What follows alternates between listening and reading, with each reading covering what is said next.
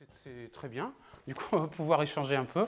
Comme d'habitude, peut-être on prendra un petit temps à la fin pour si vous avez des questions ou des remarques diverses. Donc, je filme en même temps la petite conférence pour la mettre sur YouTube après coup. Et voilà, bah, du coup, on se lance. Alors, la proposition du jour. La proposition du jour, rapidement, donc je crois que c'est la 5e année qu'on travaille avec Ombre Blanche sur ces petites séries de conférences. On en fait 3. Une maintenant, je crois qu'il y en a une autre en avril, début mai. Et il y en aura encore une 3e qui sera un peu particulière, puisque ce sera pour vous présenter le dernier ouvrage qu'on va publier avec la maison d'édition, les éditions Autre Chose. J'en ai amené quelques-unes ici. Et ça sera avec David Post. Voilà, donc ça va faire vraiment ces trois moments. Et donc c'est à chaque fois l'occasion pour moi d'essayer de renouveler un petit peu l'approche que je peux vous proposer autour du livre d'artiste, qui est bien entendu une thématique qui m'intéresse énormément. Et aujourd'hui, je propose donc, vous l'avez sûrement lu sur le petit document, je propose le thème autour du livre d'artiste et de la politique. Donc comment est-ce que, effectivement, là on a un Boltanski derrière, je vais vous expliquer, on va commencer par Boltanski. Je pense qu'on va être là pendant 1 heure et demie. À midi et demi, on va tous avoir un peu faim. Hein, on va essayer de ne pas faire plus long. Par contre, ça sera vraiment, je pense, une conférence en 2 temps. Donc si vous pouvez être là sur la 2e début mai, c'est bien, parce que ça sera vraiment le prolongement logique. C'est presque une seule proposition coupée en 2. En environ 3 heures, on va faire 2 fois 1 heure et demie. Voilà. Donc à vous de voir sur le planning, mais ça sera vraiment une continuation assez logique. Et donc je disais, le thème du jour, c'est le livre d'artiste et la question de la politique. Alors rapidement, mais je pense qu'il a, dans cette proposition que j'ai faite à Ombre Blanche pour cette série de cette année, il y a probablement un climat actuel. On parlait des gilets jaunes à l'instant. Au-delà des gilets jaunes, c'est effectivement ces questionnements, je trouve, qui ont tendance à vouloir revenir au premier plan, que ce soit sur des questions écologiques, bien que j'en parlerai peu, ou des questions démocratiques, pourquoi pas fiscales si on est sur les gilets jaunes. En tout cas, on sent qu'il y a un bouillonnement de part et d'autre. Et de ce point de vue-là, l'art a toujours une place. Hein, il a toujours à s'interroger un peu sur cette question-là. Je ne vais pas rentrer trop dans des dissertations un peu générales sur cette question-là, mais la question du politique, elle a toujours été, dans la modernité, en art, elle a toujours été très importante. La question de la place de l'art dans la société, de son rôle, de sa dimension révolutionnaire, mais peut-être aussi de sa dimension réactionnaire. Enfin, je dis ça. En tout cas, il faudrait, je pense, faire le tri, puis voir un peu tout ce qu'il peut y avoir là-dedans. Je ne sais pas ce que je vais faire. Moi, je vais proposer une approche encore un petit peu plus précise, même si on va voir beaucoup d'œuvres, autour de la question du livre d'artiste. Et comment est-ce que le livre s'insère dans cette question-là. Donc, le livre d'artiste et la politique, on s'attendrait normalement peut-être à ce que j'aborde cette question-là du point de vue du contenu. C'est-à-dire qu'on se dit, qu'est-ce que c'est qu'un livre politique? C'est un livre qui parle de politique. C'est un livre dans lequel les thèmes sont des thèmes politiques. Contre la guerre, pour l'amitié entre les peuples, avec une revendication particulière, pourquoi pas salariale ou autre, etc. Enfin, à tous les niveaux de ce qu'on peut entendre par cette question politique. Ce qui est intéressant, c'est que déjà, c'est plus compliqué que ça, de mon point de vue. C'est-à-dire, c'est à la fois vrai, on va avoir des livres d'artistes qui ont explicitement un contenu politique, qui s'inscrivent dans des contextes politiques, mais en fait, en art, c'est jamais aussi simple. Notamment, à mon avis, parce qu'on a vécu un XXe siècle douloureux et que la question du message politique a souvent été aussi porteuse d'une sorte de dictature de l'information. Je ne sais pas si je suis très clair, mais je mélange un peu, mais on a quand même connu des grandes dictatures et qui ont produit un art politique. Le réalisme socialiste ou le réalisme nazi a marqué les esprits. Il a produit un art particulier dans lequel, effectivement, on va dire c'est le message qui compte. Il faut figurer le prolétariat, il faut figurer l'arien. Bon, je pourrais prendre peut-être d'autres exemples.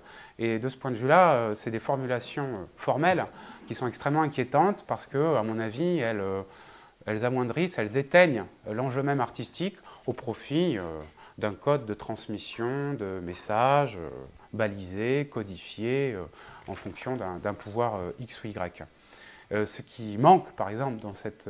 et c'est important parce que je pense que tous les artistes ont ça en tête, c'est la question de la forme.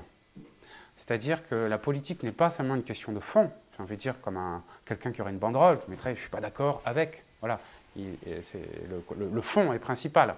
Mais l'artiste, il dirait « attends, c'est quoi ta banderole? C'est quel tissu? Quelle peinture tu as choisi?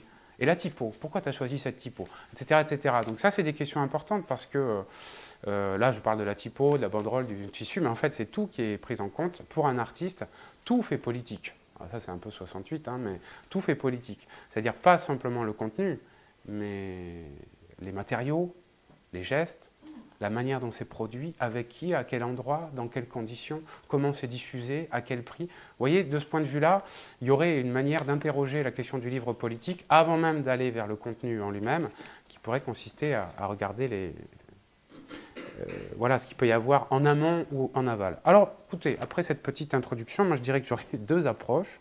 Une première approche qui consistera justement à développer ce que je viens d'indiquer là. La manière dont, ce sera plutôt aujourd'hui, la manière dont le livre est travaillé par des biais peut-être un peu décalés, hein, par cette question du politique. Et la prochaine fois, pour ceux qui viendront, eh bien, cette question plus, peut-être un peu plus du contenu.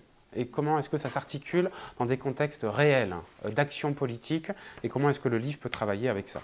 Alors du coup, la première approche un peu assez simple qui m'est venue, bon, c'est un livre de Boltanski. Là non plus, je ne vais pas rentrer dans le travail de Boltanski trop, peut-être certains connaissent, d'autres pas. Mais là, ici, je m'accroche à un truc, c'est que c'est une photocopie. C'est une photocopie, c'est-à-dire que dans le cadre des années 60, donc c'est tout le travail de Boltanski sur, j'ai envie de dire, le temps qui passe, la banalité, on va dire, il fait une espèce de chronique de lui-même, mais d'une manière un petit peu anecdotique, hein, des photos de vacances, quel est le titre exact, recherche et présentation de tout ce qui reste de mon enfance. Bon, c'est vraiment le travail de Boltanski, déjà qui est un petit peu présent dans ses œuvres, qui sont des œuvres du tout début. C'est pour ça que je présente ça, c'est-à-dire l'idée que le livre d'artiste... Ah non, je n'ai pas lancé, pardon.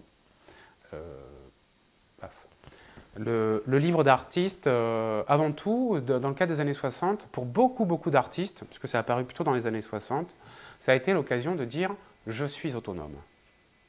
Je suis autonome, ça veut dire je ne suis pas dépendant de la galerie, je ne suis pas dépendant du musée. C'est très important dans les années 60, cette question du positionnement vis-à-vis du marché de l'art, vis-à-vis des institutions organiques, on va dire, étatiques, voire parfois, en tout cas institutionnelles, propres au champ de l'art. Pourquoi? Parce que, alors je ne sais pas s'il faut faire des lectures sociologiques, voire marxistes, il y a des rapports de production, et il y a des rapports de soumission.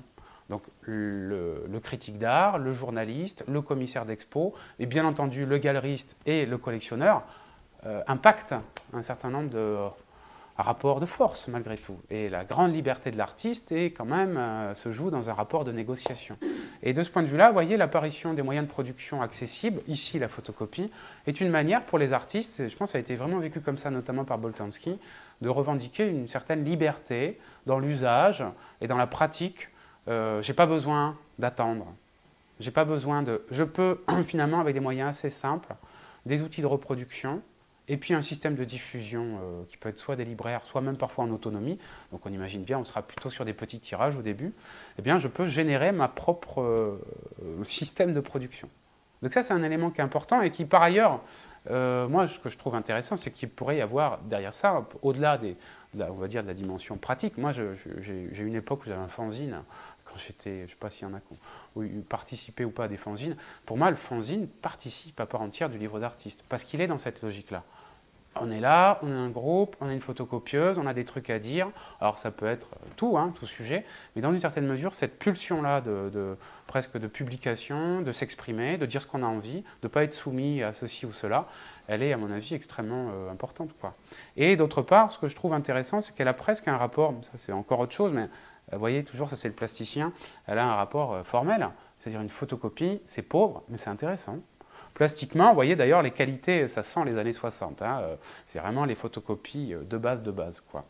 Mais il y aurait une esthétique de la photocopieuse qu'on pourrait d'ailleurs retrouver chez quelqu'un comme Éric Vattier, auquel on ira après, qui s'est beaucoup intéressé à ça. C'est quoi les noirs qu'on peut avoir avec une photocopie? Comment avoir les meilleurs noirs, sachant qu'on n'est pas chez un imprimeur, on est vraiment chez un reprographe pas cher, etc.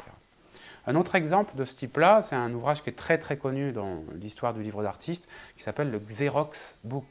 Donc là, on est en plein dedans, puisqu'on est dans les années 68, et on est avec de l'art conceptuel. Donc, étrangement, je ne vais pas rentrer trop dans le contenu pour l'instant, mais je pointe à nouveau, vous voyez, cet élément, d'autant que là, il y a un petit élément supplémentaire. C'est un livre qui est très connu dans l'histoire du livre d'artiste, et donc le Xerox Book, hein, tout est dans le nom, c'est-à-dire c'est un livre photocopié avec une machine Xerox, qui était les premières vraies photocopieuses de l'époque, qui était par ailleurs assez coûteuse. Alors ça, c'est la petite contradiction que je repointerai après.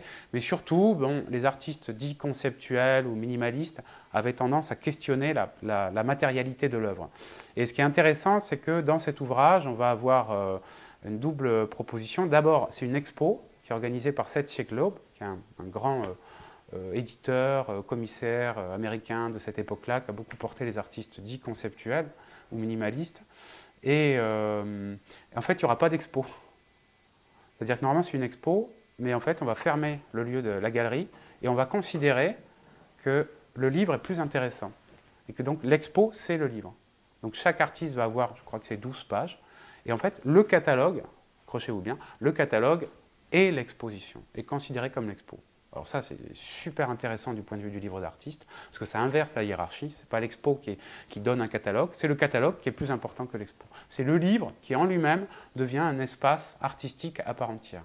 Et puis on va avoir donc, effectivement, un objet très très pauvre. Bon, je passe sur les propositions de chaque artiste, qui sont par ailleurs des artistes très importants et très reconnus historiquement maintenant. Je ne sais pas, Weiner, Hubler, etc., etc.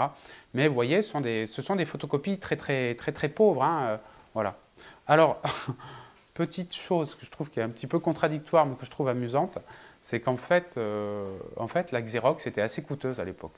Et que produire un catalogue avec une photocopieuse était plus coûteux que de passer par un imprimeur.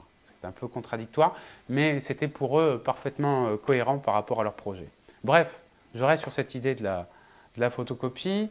Et quelques autres petits exemples par rapport à ça. La collection Great Bear chez Fluxus. Bon, Fluxus Édition avec, je ne sais pas si j'ai mis la photo, non. Bon, je vais peut-être passer vite fait, mais j'aime beaucoup cette collection une des éditions que j'adore, un des plus grands éditeurs pour moi historiques, en tout cas chez lequel il y a beaucoup d'ouvrages que j'affectionne beaucoup, c'est la Something Else Press. Je ne sais pas si vous connaissez, c'est l'éditeur principal, on va dire, d'un mouvement qui s'appelait Fluxus dans les années 60 et qui notamment invente ici une collection qui s'appelle Great Bear. Pourquoi je montre ça? Parce qu'au-delà de la collection elle-même, qui est super intéressante, c'est des tout petits ouvrages. Donc vous voyez à nouveau, je trouve cette idée de le livre d'artiste, c'est important. Ça je ne l'ai pas dit, mais il a toujours eu une position par rapport à l'art contemporain qui était particulière. L'art contemporain, c'est quand même une grosse machine, on le sait aujourd'hui, qui fonctionne avec des gros budgets, il y a des musées qui s'ouvrent toutes les semaines, il y a des grosses foires internationales, il y a des publics d'acheteurs qui sont assez fortunés, enfin il y a toute une logique qui va derrière ça. Le livre d'artiste, depuis les années 60, propose autre chose. Il propose tout de suite une sorte de pas de côté et il dit non, on n'est pas obligé de faire du grand spectacle, on n'est pas obligé de faire des objets précieux, riches, coûteux, etc., etc. On peut avoir des objets très simples, très banals, et on peut du coup produire des œuvres d'art avec leur logique éditoriale propre, hein, mais on peut produire des œuvres d'art pas chères, banales, enfin je veux dire d'apparence banale. Là, c'est vraiment des petits fascicules, mais c'est des très grands artistes qui sont invités. Je sais pas, il y a Beuys, il y a Filiou, il y a toute la constellation, etc. Et vous voyez que c'est des objets qui sont assez simples par ailleurs. Il n'y a pas l'idée d'être dans la surenchère. Voilà. Ça, cette dimension-là, je la trouve intéressante à nouveau, ce côté un peu autonomie, petite fabrication, voire même, et ça c'est encore un autre élément, il y a plein d'autres éléments, je les donne un peu comme ça, mais voire même, vous voyez, de faire un livre. Je le redis, toujours important, parce que vous savez, avant le livre d'artiste, il y a ce qu'on appelait le livre d'artiste. C'est-à-dire qu'avant les années 60, on produisait bien entendu déjà des livres d'artistes, mais vous le savez, c'est des livres d'artistes qui étaient très précieux la plupart du temps, des beaux livres, comme on dit, chez les surréalistes, fin 19e, il y a quelques galeries, Kahnweiler et tout, qui ont fait produire des magnifiques livres, mais c'est des livres très très chers, et de collectionneurs, de bibliophiles, comme on dit, numérotés, reliures en cuir, des gravures, des trucs, des machins, etc. C'est pas du tout ce qui est proposé ici, hein, c'est même l'inverse. Non, non, on fait de l'art pour tous, vous voyez, c'est encore politique là. On va chercher non pas à faire des livres, mais on fait des livres simples. On est artiste, mais on peut travailler dans un objet très simple, on peut le vendre pas cher, on peut le diffuser autour de nous, on a quelque chose à dire, on a envie que ce soit entendu, donc on va, vous voyez, ça c'est une dimension quand même assez forte politique, mais qui n'est pas forcément dans le contenu, qui est dans le mode de diffusion. Hein, on veut diffuser, on veut être autonome et on veut pouvoir diffuser pas cher. Bon, un autre petit exemple, là, finalement, je n'ai pas réussi à trouver la représentation, c'est Jean-Luc Moulin, c'est un artiste que j'aime beaucoup, contemporain, qui est à la galerie Chantal Crouzel. Et j'ai lu quelque part, mais je n'ai pas retrouvé aucune image, qu'il avait photocopié les manuscrits de Lautréamont. Voilà. Donc le manuscrit de Lautréamont n'est pas reproduit, il est en exemplaire unique. Qu'est-ce qu'il fait? Il le prend, il le photocopie et il le diffuse. Moi j'aime bien cette idée-là encore, qui est toute bête, quoi. J'ai d'ailleurs été tenté à plusieurs moments de faire ça, parce que je m'occupe aussi d'une maison d'édition, et du coup, il y a des ouvrages que j'aime beaucoup dans le livre d'artiste, mais qui ont disparu, ou qui sont devenus très chers. Et je me dis, mais c'est tout bête, je vais avoir un exemplaire, puis je vais faire des photocopies, et puis je vais les vendre pas cher, juste pour rembourser la production. Vous voyez ce que je veux dire? Normalement, on n'a pas le droit avec les droits d'auteur. Hein.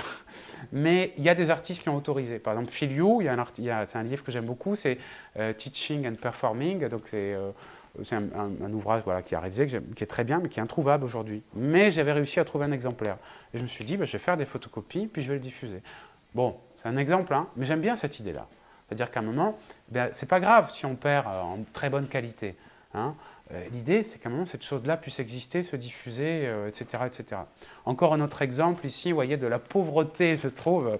C'est un ouvrage de Jochen Gertz, qui est un artiste qui a beaucoup pratiqué le livre d'artiste. C'est encore une autre... mais j'aime beaucoup, vous voyez, c'est tout petit, et c'est une reliure en plastique.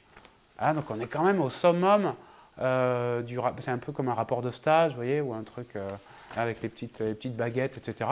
On est quand même dans une production qui est très pauvre, et qui assume cette pauvreté. Et dans une certaine mesure, je pense pour les artistes de cette époque, plus c'est pauvre, et plus c'est juste. Pourquoi? Parce que ça veut dire que, du coup, c'est le contenu. Il va falloir regarder le contenu. Qu'est-ce qui est important? Ça va être, on ne va pas pouvoir mettre de la feuille d'or, du truc, du bidule. Non, qu'est-ce qui est important? C'est qu'est-ce que tu dis, qu'est-ce que tu montres, et qu'est-ce que ça apporte. Voilà. Et cette simplicité-là, je trouve qu'elle est nourrissante, quoi. Elle nourrit aussi la pratique artistique en tant que telle. Pardon pour ces petites... Alors, vous m'excuserez. Donc, Jochen Gertz. Un autre exemple, peut-être, de cette pauvreté ou de cette simplicité, de cette autonomie, je pensais au Fluxus Box. Fluxus Box, c'est une autre versant, toujours dans les années 60, par Fluxus, par Something Else Press, dont j'avais parlé à l'instant. Ce sont des artistes qui vont produire des boîtes dans un héritage très duchampien, hein, de Marcel Duchamp, et qui vont produire des boîtes. Alors ici, il y aurait deux choses, je trouve, qui seront intéressantes à dire. D'abord, le côté peut-être objet, c'est-à-dire qu'on n'est plus dans l'objet un peu industriel, le livre d'artiste, ou l'objet un peu habituel et banal. On est dans un objet qui est beaucoup plus manufacturé à la main, quoi, un peu artisanal, des valises, des boîtes, et qui vont rassembler tout un tas d'éléments, tout à fait propre à l'exercice de ce mouvement Fluxus qui misait beaucoup sur le jeu, sur la dimension ludique et je dirais presque un peu enfantine, performative. Il faut qu'on fasse des trucs ensemble, il faut agir, il faut manipuler. Il y a quelque chose comme ça d'un petit peu bon enfant presque dans le travail des artistes de Fluxus. Voilà, il y en aurait des dizaines à vous citer, je sais pas, Ben, Cage, Beuys, Phil Yu, Capro, bon, etc., etc., des grands artistes de cette époque-là. Et donc je pense qu'il y aurait deux choses. D'abord, je trouve que c'est toujours pareil, cette dimension un peu d'autonomie. Alors j'en ai montré quelques-unes, voilà, des petites boîtes. Ça a l'air de rien comme ça, hein, mais c'est assez amusant. C'est vraiment des œuvres d'art, mais en plusieurs exemplaires, mais pas beaucoup. Donc on reste quand même dans une logique un peu artisanale, je le redis, d'autonomie, de production comme ça, mais de diffusion, puisque ça sera à chaque fois 100, 200, 300 exemplaires, diffusés par la poste, très souvent avec Something Else Press. Deuxième petite chose par rapport notamment à celle-là, mais j'y reviendrai après, c'est un travail collectif. C'est-à-dire qu'il n'y a pas un seul artiste, dans cette boîte en tout cas, il n'y a pas un seul artiste, il y en a plusieurs. Donc là encore, je pense que du point de vue politique, c'est intéressant de pouvoir poser cette question-là. Vous voyez qu'en fait, la question politique du livre d'artiste, elle pourrait, à mon avis, être abordée par plein de points comme ça, où tout devient clé. En fait, dès qu'on dit politique, tout devient essentiel. Est-ce que je suis seul? Est-ce que je suis à plusieurs? À quel endroit? Avec quels moyens? Pour quel public? Tout devient important, quoi. Donc on a ces fameuses Fluxus Box, et on pourrait aller même, pourquoi pas, jusqu'à dans cette logique un peu d'autonomie, de sécession, d'autoproduction. On a des ouvrages qui peuvent étrangement aller vers des tirages assez limités. Hein.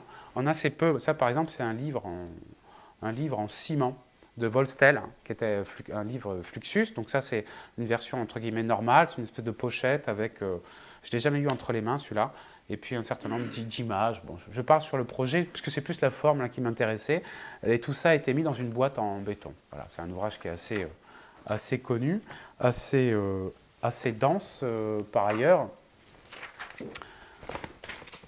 Ah voilà, je me disais pourquoi tu ne donnes pas le titre.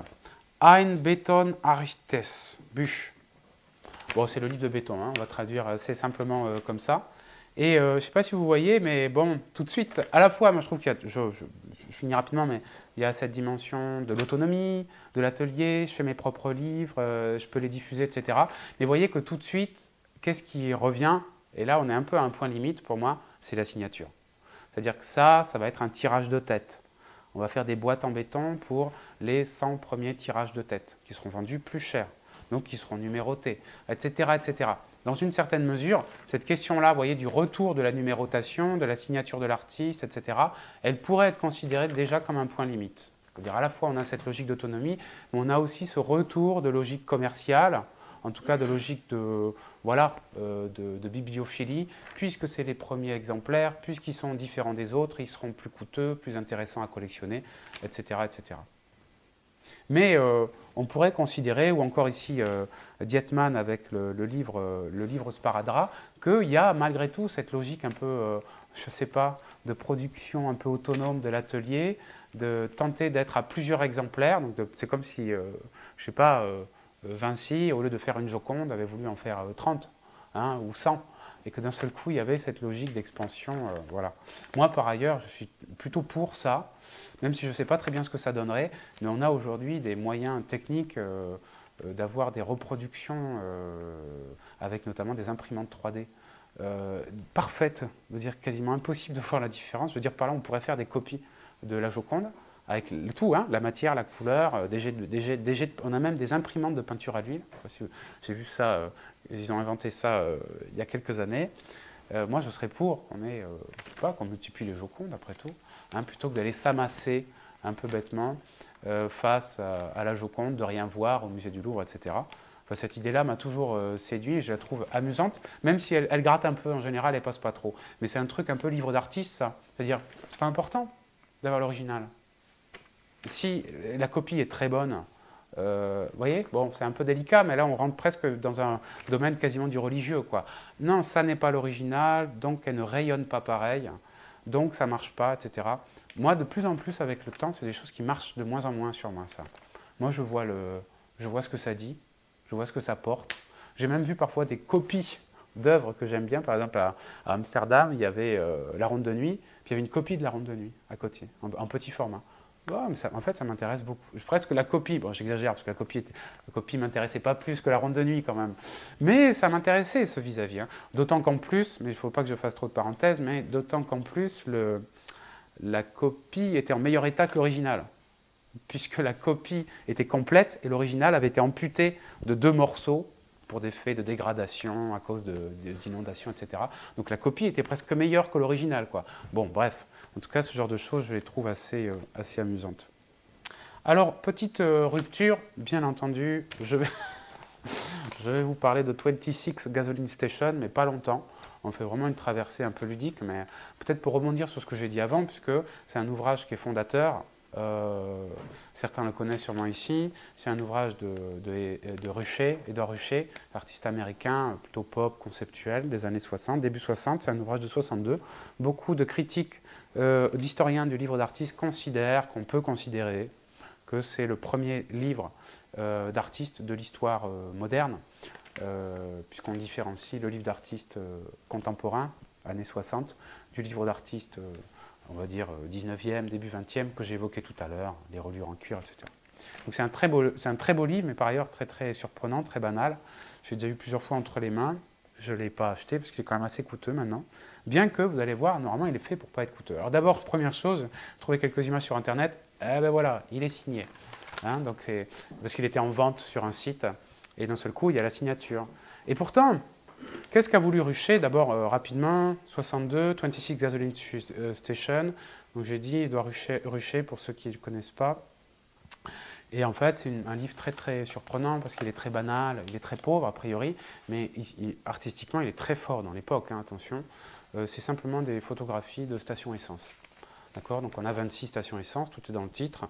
On a simplement ensuite le lieu, le titre, la ville, le nom de la station essence, enfin de la marque. Pourquoi? C'est le côté un peu pop, hein. J'ai indiqué prendre pour sujet, ce qu'il fait par ailleurs dans ses peintures à l'huile, hein, parce qu'il est peintre également. Donc prendre pour sujet la station essence, c'est bien entendu faire un peu comme Warhol, prendre pour sujet la société de consommation et puis réfléchir là-dessus, quoi. Là, il le fait de manière encore plus sèche, puisque c'est même plus de peinture, c'est quasiment un documentaire très froid, c'est pour ça qu'il choisit la photo. Et donc, on va avoir simplement des vues de station essence. Voilà. Bon, au-delà de ce qu'on peut penser du projet en lui-même, qui est formidable, hein, et dont je pourrais vous parler sans réviser mes fiches bien 20 minutes, mais je ne vais pas le faire. Mais parce que là encore, ce qui m'intéresse, c'est plus le mode de production. Pour la première fois, c'est peut-être ça le grand coup de force de Ruchet par rapport au précédent, c'est que de la même manière qu'il embrasse la société de consommation, en tout cas qu'il s'y intéresse, il embrasse le mode de production de la société de consommation. Et il va faire son livre chez un imprimeur, avec ses petits sous à lui, hein, d'accord, parce que voilà, ça n'intéresse personne à l'époque. Hein. Et le livre d'artiste, dans cette définition même, n'existe pas. C'est vraiment un des premiers. Et avec ses sous, il va voir un imprimeur et il va produire son livre. Au début à 100, 300 exemplaires, puis très vite à 500, et encore un retirage à 1000, parce qu'en fait, ça va avoir un certain succès critique dans le monde de l'art. Alors, vous voyez, tout est relatif. Hein. Pour le livre d'artiste, 1000, c'est pas mal. Ça peut monter, hein. 4, 5000 pour les grands ouvrages. Mais enfin, pour un éditeur chez Gallimard, c'est de la blague. Hein. C'est de la blague, 5000, c'est la base. Puis après, ça va au pilon si on ne vend pas. Hein, donc on est dans des registres, forcément, qui ne sont quand même pas tout à fait les mêmes. Il y a toujours un peu ce petit décalage entre l'ambition potentielle du livre d'artiste, qui est celle qui est là, hein, je termine, c'est-à-dire un livre pour tout le monde, à édition maximale. Donc pas cher, vendu quelques dollars à l'époque. Aujourd'hui, il en vaut plus. Hein. Mais vendu quelques dollars, et réimprimable à l'infini. Donc c'est vraiment cette idée, vous voyez, en termes de mode de production, qui est une idée extrêmement politique en fait, presque un peu démocratique. Alors démocratique, il faut voir, parce que c'est un ouvrage qui est complexe, et on n'imagine pas le prolo, je ne sais pas, qui sort de la chaîne d'usinage chez Renault, qui va aller acheter son Édouard Ruchet. Hein, pourquoi? Parce que c'est des ouvrages très pointus, quoi. Forcément, c'est l'art contemporain. Mais dans l'ambition, il y a quelque chose qui est très fort et qui va être extrêmement nourrissant par ailleurs par la suite. Une petite citation, toujours. « Mes livres ont été des brûlots. J'adorais l'idée qu'ils désorientent, et cela arrivait à la plupart de ceux qui les regardaient, c'est Ruchet qui parle. Il leur semblait très familier, alors qu'ils étaient en quelque sorte un loup déguisé en brebis. Hein, donc ce sont des livres qui sont des loups déguisés en brebis. Mais c'est important, je le redis, par rapport à cette question de la quantité illimitée, de la simplicité. J'ai mis ça ensuite parce qu'en fait, il va faire d'autres livres qui seront fondés sur le même format, le même papier, le même mode de production. Donc il a vraiment trouvé un truc, entre guillemets, mais sur d'autres thèmes. On ne sera pas surpris quand même. Là, ici, c'est les parkings, avec des vues aériennes notamment. Vous voyez, c'est un peu toujours le même principe, hein, d'aller chercher des motifs particuliers, etc. Je passe là encore, hein, je le redis, parce que ce n'est pas ça qui m'intéresse, c'est vraiment cette logique-là du mode de production, et qui pour moi est fondamentale, du fanzine jusqu'à la dimension plus technicienne et peut-être plus poussée d'un Ruchet. Il y a toujours cette pulsion du multiple et ce désir de la diffusion et de la communication. Et aussi ce désir d'une certaine simplicité. Là encore, pour moi, c'est assez démocratique, en tout cas c'est assez politique, je le redis. Un livre d'artiste n'est pas un objet exceptionnel. C'est un objet exceptionnel dans un objet simple. D'accord? On peut faire des magnifiques livres d'artistes avec tous les moyens de production de n'importe quel magazine, de n'importe quel... Vous voyez ce que je veux dire? La question, c'est qu'est-ce que tu vas faire là-dedans? Mais l'idée d'avoir une œuvre d'art posée sur la table basse, accessible à tous et lisible à tout moment de la journée, c'est quand même formidable par rapport à l'exigence parfois un peu poseuse du musée, où il faut se tenir droit, payer son ticket, avoir l'air de ceci, faire des bons commentaires. J'ai toujours adoré cette logique très, très quotidienne et très banale du livre d'artiste qui dit « Non, non, on peut faire de l'art là, tout de suite, avec des trucs, des bricoles. » La question, c'est ça, c'est qu'est-ce que tu as à dire? C'est pas comment tu vas m'impressionner, comment est-ce que je vais en imposer, parce qu'un musée en impose toujours une toile sur un mur, grand format, sur un mur blanc, les gens qui ne parlent pas, pas de chaise. Moi, j'ai toujours horreur qu'il n'y ait pas de chaise dans les musées. Bon, tout de suite, forcément, quoi. Non, un livre d'artiste, c'est là. Vous voyez, d'ailleurs, j'en ai ici. C'est un livre, quoi. Et ça, c'est déjà un peu politique, je trouve. Bon, je ne sais pas si je me fais comprendre, mais un exemple ici aussi, avec un livre que j'aime beaucoup. Ouais, je tire un petit peu le principe, mais c'est Valentine for Christmas, qui est un livre de Emmett Williams. C'est très très simple. C'est un objet d'ailleurs qui est très banal hein, quand on l'a entre les mains. Il a été réédité récemment parce qu'il était épuisé. Je le dis rapidement, c'est Soldier, écrit Soldier, pendant la guerre au Vietnam aux États-Unis. Et vous avez sur la première page, à droite, tout le livre comme ça. Soldier, Soldier, Soldier. Sauf que la première page, tout est en bleu. La deuxième page, tout est en bleu, sauf le premier qui est en rouge. Et ainsi de suite jusqu'à la fin. La fin du livre, c'est quand tout est en rouge. En fait, quand je dis tout est en rouge, on a bien compris, c'est juste dans Soldier, il garde Die. Bon. En fait, c'est hyper simple. Et c'est assez beau, cette simplicité. C'est simple dans la forme, c'est simple dans le contenu. En plus, là, contrairement à Rucher, c'est hyper lisible. Et en même temps, c'est lisible à plusieurs niveaux. Cette espèce de cristallisation, je trouve, dans un objet éditorial de tous ces enjeux-là, qui sont, mine de rien, assez politiques, je le redis, c'est un livre qui est simple, mais qui parle quand même de la guerre au Vietnam. Hein.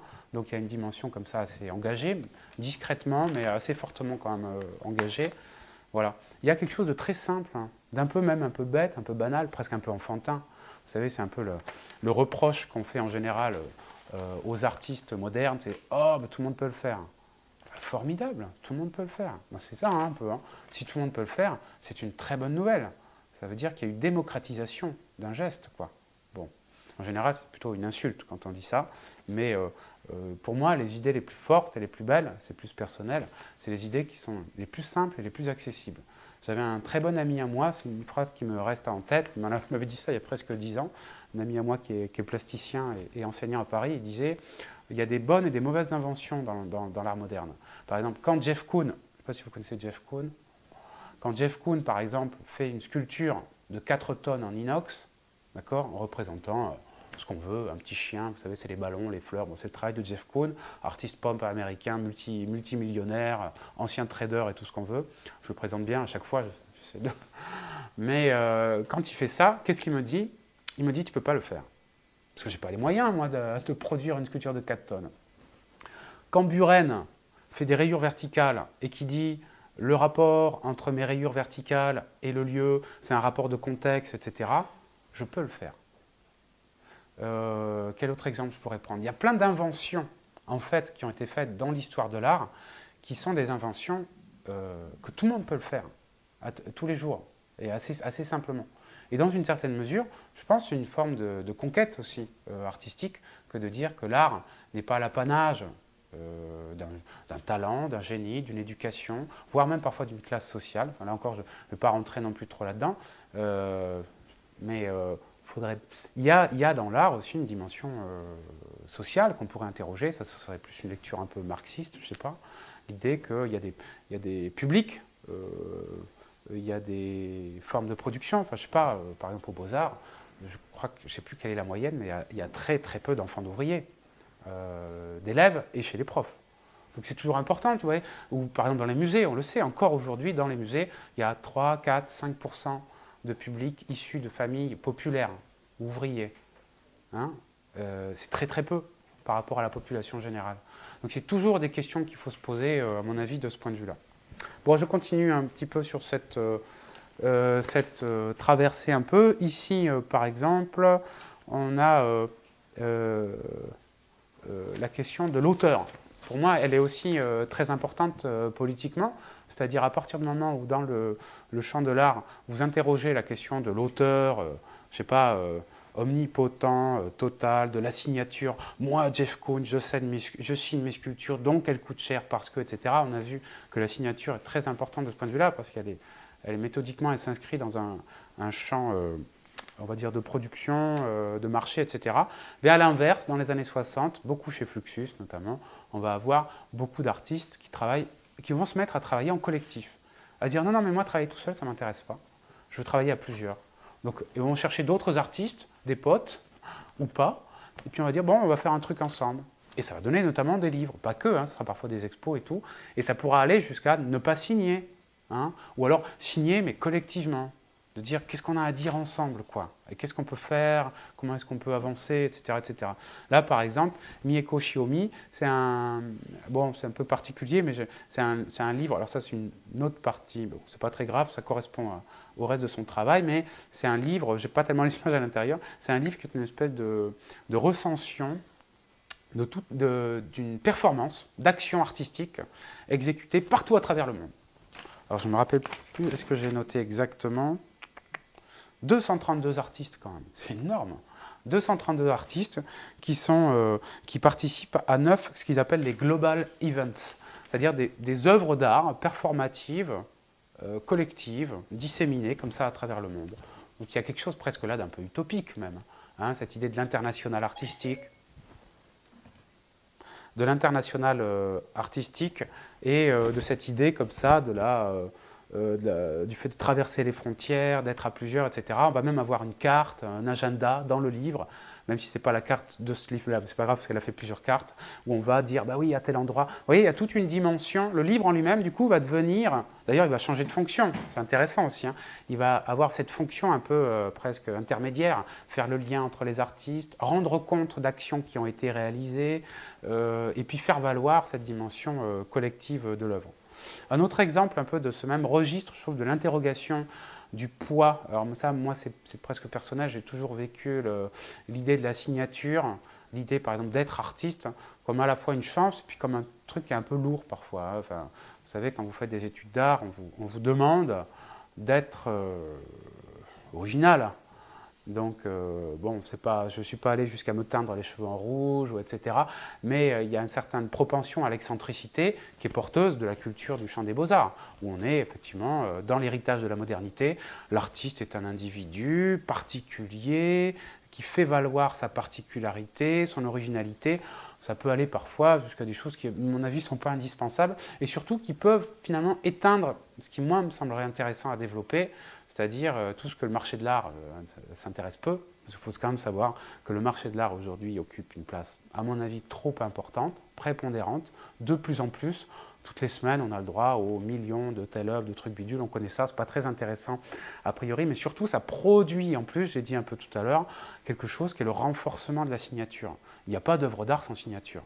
Il n'y a pas de cote sans signature. Et s'il n'y a pas de cote, il n'y a pas de marché d'art.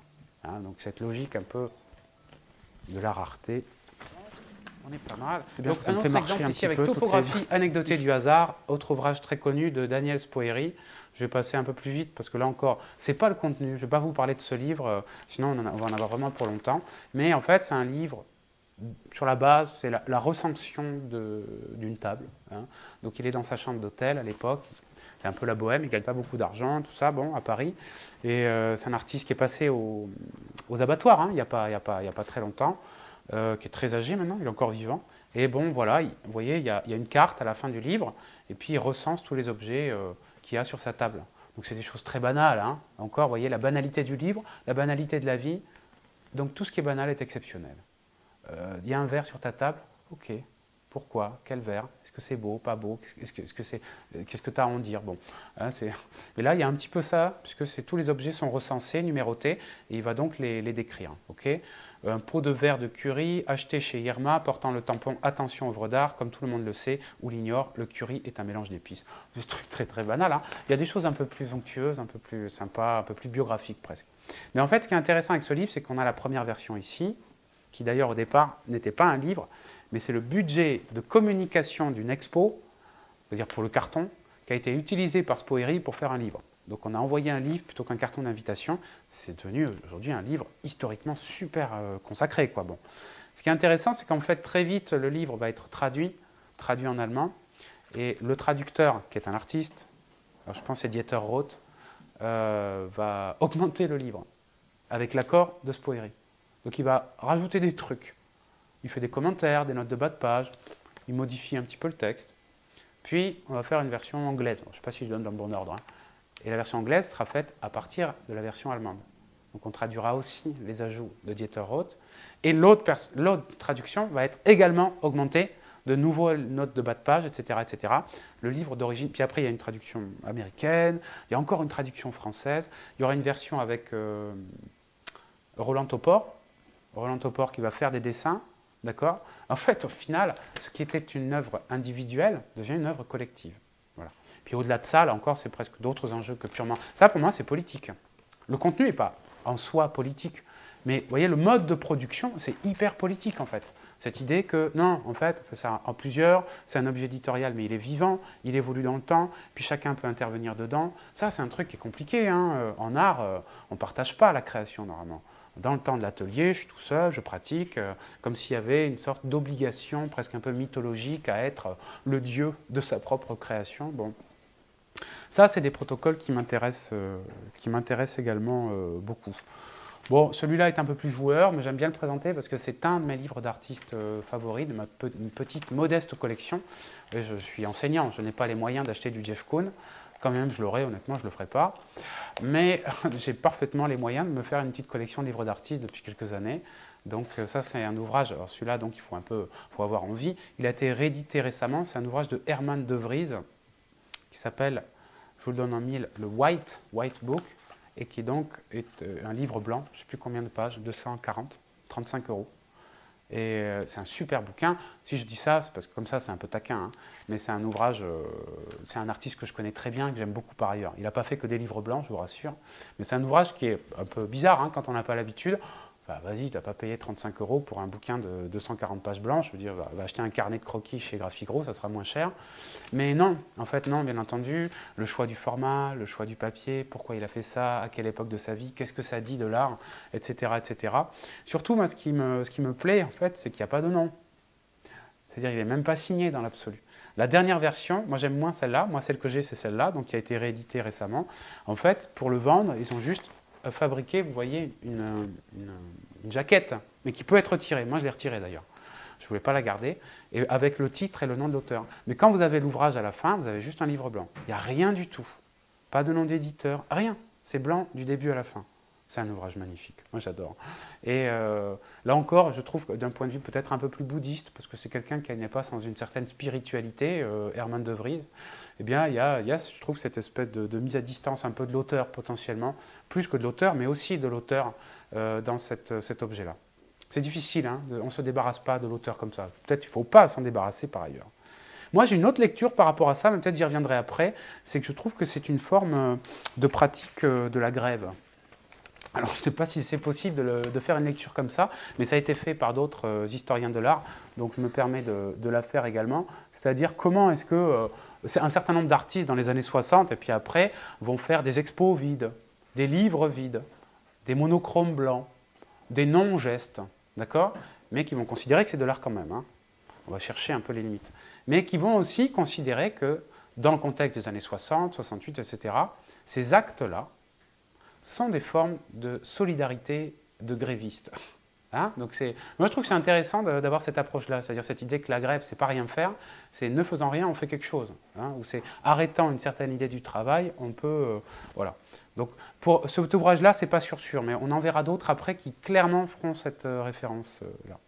Enfin, dernier exemple, avec ici un artiste moi, que j'adore, qui s'appelle Emmett Williams.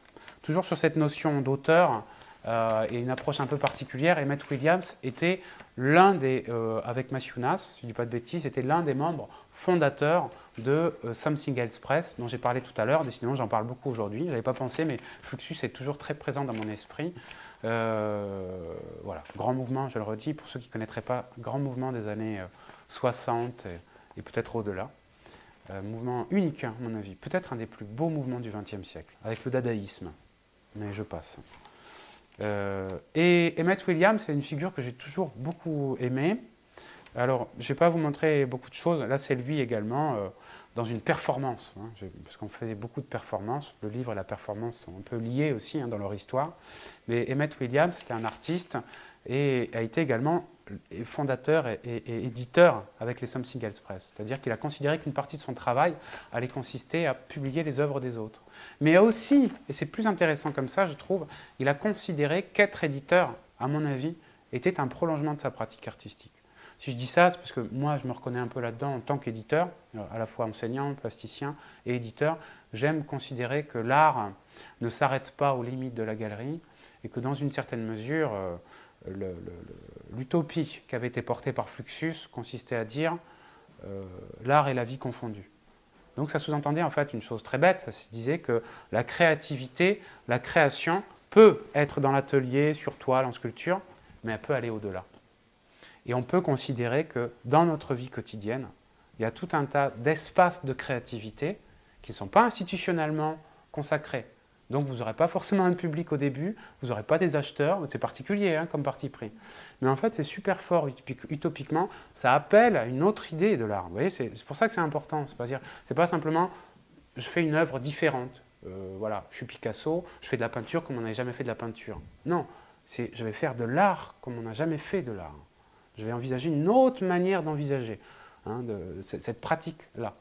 Bon, donc ça m'intéresse. Emmett Williams, pour revenir à ça, j'aime bien cette idée-là, que l'éditeur artiste, l'artiste éditeur, là aussi il y aurait 10 000 choses à dire. Hein, je suis fidèle à l'esprit un peu de ces conférences, on est un peu transversal, quoi. Hein, on ne va pas s'arrêter sur un auteur, mais Emmett Williams, pour moi, compte beaucoup, et il y en aura eu plein d'autres. Il y a eu beaucoup d'artistes éditeurs à cette époque-là. Des artistes qui vont avoir l'idée de faire de la figure de l'éditeur une figure nouvelle. On a la même chose aujourd'hui avec les artistes commissaires d'exposition. On a déjà depuis les années, alors c'est un peu plus tardif il me semble, mais depuis les années 70, 80, on a des artistes commissaires d'expo. C'est-à-dire qu'ils réalisent des expos dans lesquelles parfois il y a leurs œuvres, parfois pas, et ils considèrent que ça c'est une activité artistique. Je ne sais pas si c'est très clair, c'est-à-dire qu'ils ont une position qui est plus transversale, qui est moins dans la signature. Bon. Encore une autre approche un peu joueuse par rapport à ça, où là je pense que la question politique sera peut-être un peu plus lisible, même si l'objet va rester assez banal a priori, hein. C'est le travail de Éric Wattier. Éric Wattier, alors je vois que j'ai fait une petite erreur, vous m'excuserez, c'est que je ne vous ai pas mis les orthographes des noms. Bon.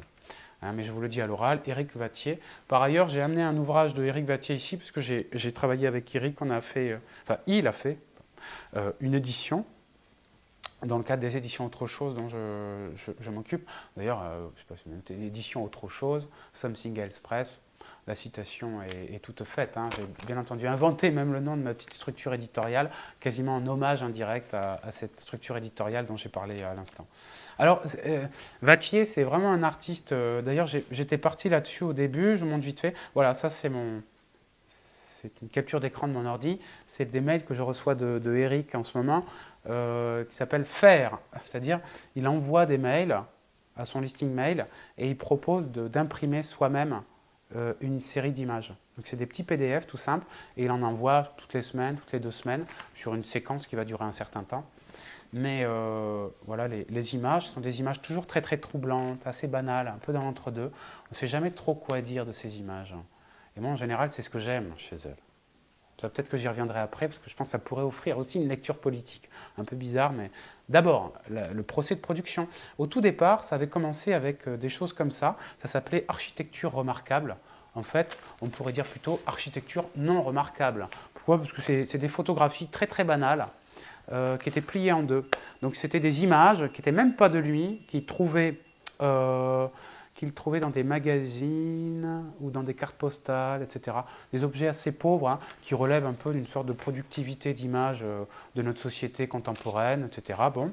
Et en fait, c'est surtout, là encore, ce qui était amusant, intéressant, c'était le processus du don. C'est-à-dire qu'il a abonné sans leur demander. Alors je crois qu'il y avait 50 personnes ou une partie des personnes qui étaient au courant, l'autre plus. Je suis désolé, je n'ai pas les chiffres sous les yeux. Il a fait un envoi d'œuvres d'art éditoriales. C'est-à-dire, en gros, il imprime des images, des petits fascicules très simples, 4 pages, un papier plié, une agrafe, un truc, un machin. Et il l'envoyait par la poste à des gens qui recevaient ça dans leur boîte aux lettres. C'est une petite œuvre d'art assez énigmatique, hein, comme ça. Et une partie de ces personnes, d'ailleurs, n'avaient rien demandé. D'ailleurs, il prenait des adresses au hasard, plus ou moins, et il leur envoyait ces objets-là. Là, il y avait plusieurs choses.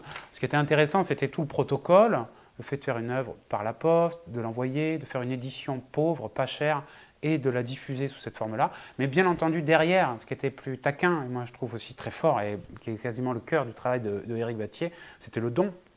C'est-à-dire que c'était fait gratuitement. Et voire même ici, sans l'accord de la personne. Je pense qu'il y en a qui ont dû trouver ça un peu bizarre de recevoir ces trucs comme ça chaque semaine, des éditions sans avoir rien demandé. Mais cette notion de don, elle est importante. Et bien entendu, là, la question du don, lui d'ailleurs, fait référence au potlatch. Potlar, je ne sais jamais comment ici il faut dire le che ou pas. C'est un processus qui avait été analysé par... ah zut, un anthropologue très célèbre, peu importe, sur le principe du don. Cette idée que toute société fonctionnait par le don, par la dépense gratuite. C'était deux tribus, en gros, qui se rencontraient tous les ans. Hein? Mos, merci. C'était deux tribus qui se rencontraient régulièrement et chacune, dans une espèce de cérémonie festive, brûlait des choses précieuses. Des canoës, des bijoux, des vêtements, des choses tressées, etc. Ce qui pour eux était précieux. Et celui qui gagnait le concours de l'année, c'était celui qui brûlait le plus. Voilà, puis il y a toute une analyse là-dessus, sur le don, sur l'idée que le don est socialisé et que c'est dans la dépense gratuite et inutile que se constitue une partie du lien social, quoi. Bon, c'est un peu l'idée, c'est-à-dire cette idée que son travail est fondé sur la gratuité. Vous voyez ici une vue d'exposition. On est encore dans une question éditoriale, hein, même si par ailleurs il n'y a pas de livre, mais en fait ce sont des... Alors ça c'est un projet un peu particulier, il l'a fait plusieurs fois. Ça ce sont des scanners qui scannent à vide. Donc il prend des scanners, il ferme et il scanne. D'accord? Puis vous avez des images qui sont par ailleurs super belles. Alors ça c'est un peu amusant, des images qui sont très belles, complètement abstraites, mais ce sont des scans à vide. C'est une partie du travail un peu technologique comme ça de Éric Vattier. Et surtout ces images, sont, je le redis, très belles, sont photocopiées. Et donc dans la galerie, vous avez quoi? Vous avez des boîtes en carton, toutes bêtes, avec des piles. Et l'idée c'est que les gens peuvent prendre et ramener chez eux. Vous voyez, il y a toujours cette logique en fait chez Vattier qui acte, je trouve, de manière très forte et assez radicale l'idée que, en plus, avec les nouveaux moyens aujourd'hui technologiques, on peut produire très facilement des œuvres d'art. Donc on peut, enfin des livres d'artistes, pardon. Donc on peut, plutôt que de réifier l'objet avec des signatures et de faire croire que machin truc, il y a cette logique d'aller au bout. Donc ça va être, voilà, démultiplier, pouvoir ramener chez soi. Bon là, c'est accroché sur le mur, mais il y a une référence directe au travail de Dominique Gonzalez Forrester, artiste américain. Mais vous voyez, même le numérique va être pris dans cet enjeu-là et dans cette logique de production. Je reviendrai plutôt sur la banalité des images après, parce que je vous le redis, les images sont banales, mais moi j'adore la banalité, dans la mesure où j'ai toujours considéré que ce qui est banal est exceptionnel, et qu'on peut en fait travailler avec ça. Et que, à mon avis, c'est politique aussi de dire ça, mais il faudrait l'interroger. On verra peut-être après. En tout cas, je continue mon tour d'horizon, à nouveau avec du Fluxus. Ici, c'est des toutes petites cartes postales de Robert Filiou. Donc, vous voyez, toujours Robert Filiou, long poème court à terminer chez soi. On n'est plus tellement dans la question du non-auteur, du fait qu'il n'y ait plus d'auteur, comme j'en parlais à l'instant. On est plus dans l'idée du participatif, mais ce qui n'est pas très loin quand même. Cette idée que l'œuvre d'art n'est pas, là encore, la manière pour l'artiste de poser, de s'imposer avec une proposition presque comme ça, démiurgique, un peu ex nihilo. Moi, mon œuvre, tchac, le cadre, toi dehors. Non, c'est cette idée beaucoup plus Fluxus, beaucoup plus fun, beaucoup plus années 60 aussi, je trouve. Et j'appelle au retour de cette espèce de gourmandise, moi, du partage, je le redis. On peut avoir envie, c'est mon point de vue, on peut avoir envie d'interroger la dimension parfois, je trouve... Bon, pour moi, l'art contemporain a perdu de son niaque un peu. C'est-à-dire qu'il y a une production magnifique aujourd'hui dans le champ de l'art. Vous prenez n'importe quel magazine, n'importe quelle foire d'art contemporain, on n'a jamais vu autant d'art contemporain de toute l'histoire de l'humanité. C'est impressionnant. Il y en a partout. Il y a des foires, il y a des artistes, il y a plein de monde, etc. Il y a de la gourmandise pour ça. Et en même temps, je trouve que l'art a perdu un certain nombre d'ambitions qui avaient été les siennes, qui était celle d'interroger le marché, quoi. Pour le dire assez simplement. Je l'ai dit un petit peu tout à l'heure, je le redirai peut-être une dernière fois, mais le marché, pour moi, prend trop de place. Il faudrait retrouver le goût qu'on a eu pendant les années 60, mais aussi dans les années 20. Bon, il y a eu des bonnes périodes, des bons spots, historiquement, où d'un seul coup, on se disait, non, non, on va essayer de faire autre chose, on va travailler différemment. Bon, je le dis comme ça, mais bon, Filiou, pour moi, fait vraiment partie de ça. C'est un type qui a fait une carrière minable, qui a toujours refusé de gagner de l'argent. Donc je dis souvent, donc sa femme a travaillé, parce qu'il n'avait pas d'héritage. Duchamp avait un héritage, Cézanne avait un héritage, Manet, je ne sais pas de quelle extraction il était, mais il me semble qu'il était plutôt bourgeois, il me semble. Il y a des très grands artistes bourgeois, hein. La question, c'est qu'est-ce qu'ils ont fait de leur argent, hein? Voilà. Cézanne avait beaucoup d'argent, il a tout cramé pour faire une œuvre magnifique. Duchamp, pareil, a cramé tout son héritage, mais pour faire quelle œuvre? Incroyable. Bon, bref. C'était pas son cas. Et c'est tout très banal à nouveau, c'est les cartes postales. Donc on voit bien toujours hein, ce que j'ai dit un peu avant, l'objet banal, etc. Ce sont des poèmes à finir soi-même. On le voit, des poèmes très très bons. Je possède une maison, ma maison me possède. Je possède un métier, mon métier me possède. Je possède une idée, mon idée me possède. Je possède un chat noir, mon chat noir me possède. À remplir. Fin du poème, on est possédé par ce qu'on possède. Bon, c'est très lisible, hein. C'est ludique en même temps. Lui, il considère que c'est de la poésie, attention. Hein. Donc ça veut dire que c'est aussi un peu gratte-poil, dans la mesure où c'est une manière de dire attends, la poésie, parfois, c'est un peu oulipo, quoi. Ça peut se faire avec des choses très banales, très simples. C'est pas oh, mère, oh, pourquoi, souffrance, machin truc. Hein, on est dans des choses. Mais par ailleurs, Filius se considérait comme un poète. Vraiment. Un écrivain, poète, plasticien, bon, etc. etc. Pourquoi je parlais de ça? Donc je disais, oui, par rapport aux œuvres collectives et partagées, j'aurais pu d'ailleurs le. Alors, donc c'est pas comme Xiaomi tout à l'heure, c'est-à-dire ça n'est pas les artistes qui se réunissent, c'est vraiment dialoguer avec le spectateur. Bon. Un autre exemple ici avec Alan Capro. Ici c'est un espèce d'agenda, ça s'appelle Pause. C'est une des performances de Capro. Capro, donc tout le monde connaît la performance, je pense. Hein. C'est l'idée que l'action est en soi une œuvre d'art. Donc il n'y a plus de peinture, sculpture ou que sais-je. C'est vraiment une interaction dans un espace donné, un certain type de jeu plus ou moins théâtral. Surtout que Capro, j'ai dit, c'est partie de Fluxus, l'art et la vie, etc. Donc c'est souvent des actions qui peuvent avoir lieu un peu au quotidien. Et là, la proposition, on va essayer de traduire, mon anglais est approximatif, mais carrying chairs through the city, donc transporter une chaise à travers la ville, s'asseoir dessus à différents endroits, photographier et laisser la photographie là où vous étiez, puis repartir. Donc c'est une performance un petit peu à la journée. Vous prenez une chaise pliable, puis vous allez dans la ville, et puis vous allez sortir de vos habitudes. Mais de peu, hein. Donc vous avez une chaise, mais au lieu qu'elle soit là, elle va être là. Au lieu qu'elle soit au milieu du parc, elle va être à côté sur un socle, à la place d'une sculpture, etc., etc. Et donc la photo, vous voyez, est laissée à côté. Donc ça, c'est vraiment le travail de Capro, ça va être de faire cette performance, puis de dire c'est pas mal ça, et de l'écrire.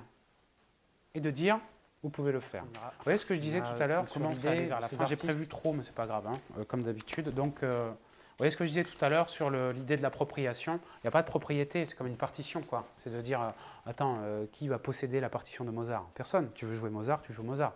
Voilà, c'est Capro, c'est pas Mozart. Hein. Mais dans une certaine mesure, vous voyez comment, en fait, il nous dit, non, mais ce qui compte, c'est l'idée, quoi. Et tu peux le faire. Il y a un côté un peu just do it. Tu peux le faire chez toi, tu peux t'amuser avec ça. Et effectivement, c'est des performances qui vont être faites, être refaites, refaites. Donc là, le livre a vocation à la fois à montrer deux choses, l'action et sa possibilité d'être réalisée par le spectateur s'il le souhaite. Voilà, dans un peu l'extension de ces éléments. Enfin, je crois que j'arrive sur la fin de cette première approche, les derniers livres, puis on pourra peut-être avoir quelques questions, je vous montrerai quelques images peut-être de la prochaine conférence. Il y a eu encore une autre dernière approche, j'essaie de vous faire toutes les couches possibles. Vous voyez, je remontre ici le Xerox Book, je ne sais pas si vous l'avez reconnu, c'est le Xerox Book de tout à l'heure, dont j'ai parlé un peu, ces artistes. Et en fait, qu'est-ce qui était aussi intéressant pour moi, c'est notamment par ces artistes, je l'ai un peu indiqué tout à l'heure, c'est des artistes qui vont volontiers considérer que le livre est plus important que l'exposition. D'accord ? Ça, je trouve ça vachement intéressant. C'est-à-dire que c'est aussi une forme d'inversion. Et là, je pourrais vous trouver plein d'exemples. Je crois que j'ai mis un autre exemple ici avec Yann Dibet. Parce que, par exemple, Alan Capro, il n'est pas impossible que... Je n'ai pas souvenir, hein, mais il n'est pas impossible... En tout cas, pour une bonne partie des livres que j'ai montrés, il y a une partie de ces livres-là qui vont exister dans le livre, mais qui vont pouvoir exister aussi dans le cadre de l'exposition. Et on va trouver dans l'histoire du livre d'artistes pas mal de livres qui vont jusqu'au bout et qui disent ce que je fais, c'est pour le livre, c'est pas pour l'expo. C'est-à-dire, je considère que le livre est en lui-même l'œuvre d'art. Et ça, c'est important parce qu'aujourd'hui, il y a un objet très particulier dans le champ de l'art qui est très très présent. Moi, à l'occasion de différentes expositions, j'ai pu voir que très souvent, on a un budget catalogue. C'est-à-dire que c'est inscrit dans l'ADN de l'art qu'une expo doit aboutir à un catalogue. C'est-à-dire qu'il va y avoir un petit livre à la fin de l'expo ou au début qui va rassembler des images, compiler les éléments visibles, le rendre accessible, diffusable, etc., etc. Un catalogue n'est pas un livre d'artiste pour moi. C'est par ailleurs un objet très ambigu pour moi.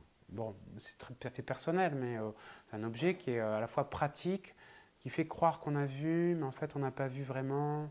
Bon, c'est un objet bizarre, mais très utile. Hein, dire les bibliothèques, la bibliothèque des beaux-arts ou la médiathèque des abattoirs spécialisés est remplie de catalogues. Hein. Mais ce qui est intéressant, c'est que avec Xerox Books, mais avec par exemple ici, c'est tous ces artistes qui vont considérer que le livre est le lieu de l'œuvre d'art. Pour moi, ça c'est assez politique quand même. C'est-à-dire que c'est une manière d'aller jusqu'au bout de ce protocole et d'aller jusqu'au bout quelque part de toutes les revendications que j'ai pu indiquer dans cette pratique du livre d'artiste. Yann Tibet, ici par exemple, c'est un ouvrage là encore très connu, je prends des ouvrages plutôt connus ici, s'appelle Rouge-Gorge. Non, c'est Rouge-Gorge, mais il y a un domaine d'un Rouge-Gorge, pardon, sculpture 1969, un ouvrage que je présente souvent en cours. C'est un ouvrage très simple, hein, très banal, une action par ailleurs un peu surprenante si on n'a pas l'habitude de ce type de pratique artistique. Il va effectivement s'amuser d'une manière artistico-ornithologique à dialoguer, interagir avec la nature par le biais d'un territoire qui est celui d'un rouge-gorge, une famille de rouge-gorge, enfin deux rouge-gorges. Dans un parc, il repère les mouvements d'un rouge-gorge, sûrement par hasard au début. Et les rouges-gorges, comme les oiseaux en général, sont très territoriaux. Ils ont des territoires, avec des champs de territoire. Et donc il va fabriquer, je ne sais pas si je l'ai montré, non, bon, il va fabriquer des petites perches en bois. Et donc les rouges-gorges, petit à petit, il va les poser dans le parc, à plein temps. Et les rouges-gorges vont se mettre à passer d'une branche, donc à faire leur chemin territorial, et à certains moments à aller sur les bornes que Yann Tibet a installées. Et petit à petit, il va déplacer les bornes. Et donc, il va modifier le territoire des rouges-gorges. C'est tout bête hein, comme action, par ailleurs assez surprenant, un peu étrange, à mi-chemin entre la science et l'art. Et encore, quand on parle d'art, je le redis, quand on n'a pas l'habitude, c'est un peu particulier. En quoi est-ce que le cheminement d'un rouge-gorge peut-il faire art? Alors lui, vous voyez, il parle de sculpture, d'environnement, d'espace, de dialogue, de dessin même. Il dit que le vol de l'oiseau est un dessin. Donc il va chercher les limites hein, du champ de l'art. Mais il revendique sa position d'artiste. Mais surtout, ce qui est intéressant, c'est que le livre est l'œuvre d'art. C'est l'exposition en elle-même. C'est le lieu de l'œuvre d'art. Donc je le redis, c'est important pour moi tout ça. C'est un peu le fil d'autres exemples, mais avec Laurence Weiner, qui est très connu également pour ça. Ce sont des artistes qui vont considérer que le livre d'artiste est vraiment le cœur de leur œuvre. Hein, c'est pas rien, ils ont des grosses carrières, Laurence Weiner, c'est quelqu'un qui est vraiment quelqu'un d'historiquement très consacré, plutôt art conceptuel américain, etc. Mais le livre d'artiste est pour lui vraiment un élément extrêmement important dans la définition même de son œuvre. D'accord ? Puisque, à nouveau, chez Weiner, ce sont des sculptures écrites. C'est-à-dire les sculptures sont réalisées, mais elles disparaissent. Et ensuite, il les traduit en texte pour qu'on puisse les refaire. Bon, en gros. Hein. Donc c'est vraiment une pratique très conceptuelle, hein, mais dans l'idée de la reproduction, de l'accès à tous aussi. Hein, tout le monde peut faire les sculptures de Weiner. D'ailleurs, beaucoup d'étudiants en beaux-arts, en tout cas. Après, dans le peuple, je ne sais pas, les étudiants en beaux-arts, il y a des centaines de réactivations des œuvres de Weiner. Bref. En tout cas, c'est important pour moi, parce que c'est vrai que c'est un peu le fil. C'est un peu le fil de ce que j'indiquais en tout début, c'est-à-dire, dans une certaine mesure, parler de politique dans le champ du livre d'artiste, c'est à mon avis prendre en compte beaucoup plus le mode de production, le mode de diffusion, le mode de lisibilité, c'est-à-dire d'interroger vraiment la manière dont l'art pourrait sortir de sa cage dorée, peut-être, et construire un rapport au public qui soit différent. Peut-être y a-t-il une fascination aussi pour les arts populaires, que l'art plastique n'est pas. le cinéma, la bande dessinée, j'en sais rien, qui sont des arts qui ont cette capacité à aller vers un public large, vous voyez, parce que l'art a quand même beaucoup moins en général, qui a toujours été historiquement considéré comme l'art d'une certaine élite ou d'un certain goût esthétique et social, etc., etc. Donc là, je trouve qu'il y a une ambition qui est super forte, hein, et qui, du coup, prend en compte tout, quoi. C'est-à-dire comment on le produit. C'est pour ça que j'ai parlé d'Emmett Williams, quoi. Et Emmett Williams, donc, qui a dilapidé son héritage également. Donc, je le dis souvent, de manière générale, si vous avez un héritage, euh, c'est très bien pour le champ de l'art, parce que l'art est très doué pour dilapider les héritages. Hein, c'est-à-dire pour produire des œuvres sans retour financier. Something Else Press, ça va durer 10 ans à peu près, de 64 à 73 je crois. Ça va finir un peu douloureusement, parce que ça finit forcément en banqueroute. Mais par ailleurs, on a eu 10 ans de production d'ouvrages historiques. Et aujourd'hui, qu'est-ce qu'on fait? On réédite les ouvrages épuisés de Something Else Press, et on a effectivement des ouvrages incroyables qui ont marqué l'histoire du livre d'artiste. Bon. Au-delà de ça, cette question-là, elle est importante. Je le redis, si on reprend Something Else Press, c'est un artiste-éditeur qui produit des livres pas chers, qui sont diffusés pour tout le monde, par la poste, qui sont accessibles dans les librairies, qui sont des objets rééditables à tout moment, jamais numérotés, qui sont des ouvrages ludiques qui peuvent s'adresser à tout le monde. Vous voyez qu'on a quand même plein d'éléments, je trouve, qui remettent lourdement en cause le musée et ses logiques d'exposition traditionnelles. Au fond, ça déjà, c'est pour moi hyper politique. Et je reprends un peu ce que proposait Ruchet aussi, vous voyez, parce qu'il est important pour ça. Étrangement, c'est en s'appropriant les modes de production industriels que le livre d'artiste découvre ou redécouvre une autre forme de participation politique, quoi. C'est-à-dire, non, c'est un peu comme un ouvrage de poche. Il y a une espèce de puissance, comme ça, je trouve, de l'ambition de l'ouvrage de poche, quoi. Pour tout le monde. Lautréamont, mais pour tout le monde. Proust, mais pour tout le monde. Eh bien, Duchamp, pour tout le monde. Ouais. Et on pourrait comme ça pousser tout pour tout le monde, dans l'absolu. Hein. Alors après, ça ne résout pas tout, il faut que les gens s'en saisissent. Par exemple, on n'a pas parlé avec Vattier, mais Vattier, il dit que c'est gratuit, mais il faut que les gens... On le sait bien avec les journaux gratuits, quelle est l'envie aussi. Enfin, je veux dire, on peut avoir envie de donner, mais il faut que l'autre ait envie de recevoir aussi. Hein, donc après, c'est des logiques qui peuvent être réfléchies et travaillées, où on peut vendre pas cher, mais ça ne veut pas dire que les gens vont acheter avec... Parfois même, étrangement, c'est l'inverse, vous savez. C'est mieux si on paye cher, parce que du coup, on va considérer lourdement l'objet qu'on a payé cher. Hein, c'est un peu comme chez le psychanalyste, il faut payer pour que la séance ait du poids. Si c'est gratuit, on risque de ne pas y mettre de soi. Bon, bref. Mais, de ce point de vue-là, je trouve qu'il y a une dimension politique très très forte. Pareil ici, un ouvrage, j'en parlais tout à l'heure, d'un ouvrage de Robert Filliou, la version française est ici, Enseigner et apprendre, art vivant par Robert Filliou. C'est un ouvrage formidable, mais qui est épuisé aujourd'hui et que je pourrais volontiers avoir envie de photocopier. Pourquoi je pourrais avoir envie ici? Alors ça, j'en ai pas parlé tout à l'heure, mais j'ai parlé du... Alors j'en parlais peut-être plutôt la prochaine fois. Vous savez, il y a le copyright, mais il y a le copyleft aussi. Et dans le champ du livre d'artiste, on a eu beaucoup d'artistes encore aujourd'hui qui ont été revendicatifs du copyleft. C'est-à-dire qu'ils mettaient très clairement, à la fin ou au début du livre, ils mettaient « Attention, vous pouvez photocopier, comme vous voulez. Et vous pouvez diffuser comme vous voulez. » D'accord? C'est bon. Nous, on a rentabilisé le livre. On n'a pas besoin d'aller plus loin. Hein. Donc, et après, tant mieux si ça circule. Alors forcément, une photocopie n'est pas le livre, mais je le redis, aujourd'hui, on a des moyens techniques tellement bien, on pourrait imaginer d'avoir des reproductions assez simples. On pourrait même imaginer, il y a des éditeurs qui le font, une fois qu'ils ont rentabilisé, ils mettent le PDF du livre sur Internet, puis ils disent, allez-y, prenez-le, téléchargez-le, imprimez-le si vous voulez, etc., etc. Donc on essaie, vous voyez, de creuser ces pistes-là. L'ouvrage est très, très, très, très simple, très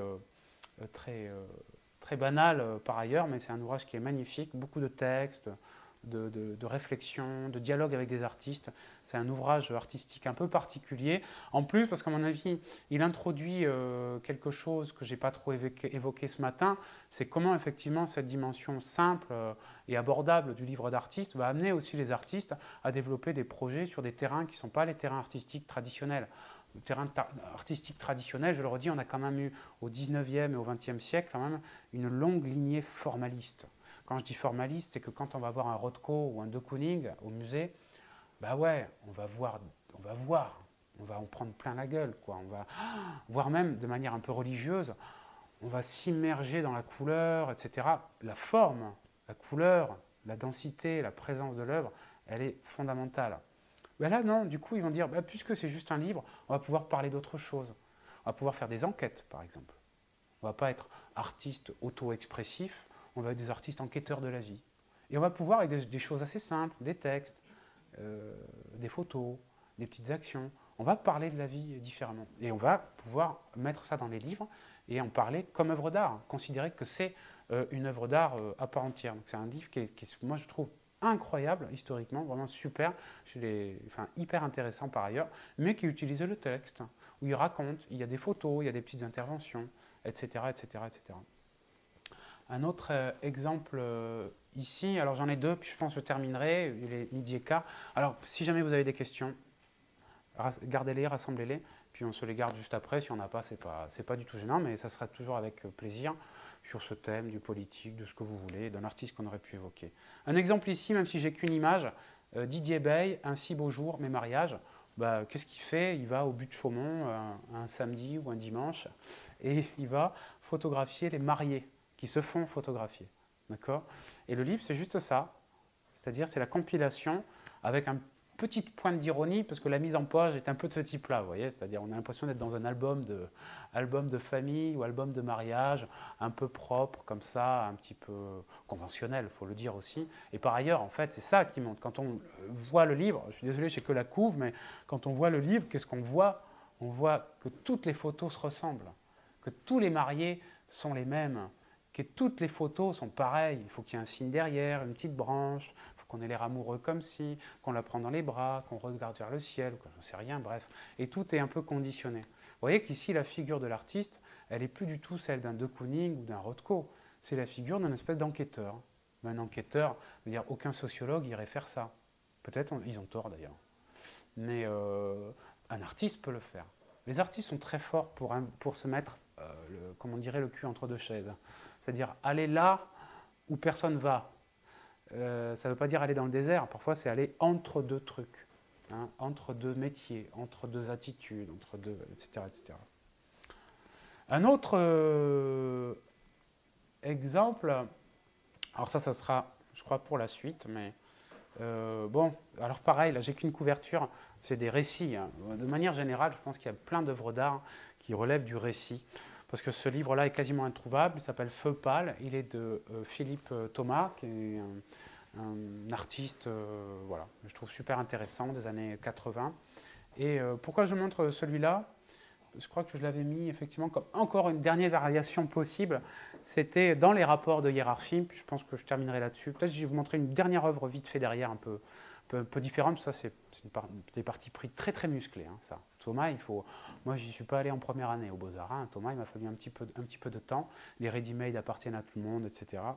Et Feu pâle, c'est une expo qui a été organisée au CAPC de Bordeaux, de son œuvre, et le catalogue de l'expo, en fait, il va rédiger tous les textes, et il va proposer aux critiques d'art de signer les textes que lui a écrits.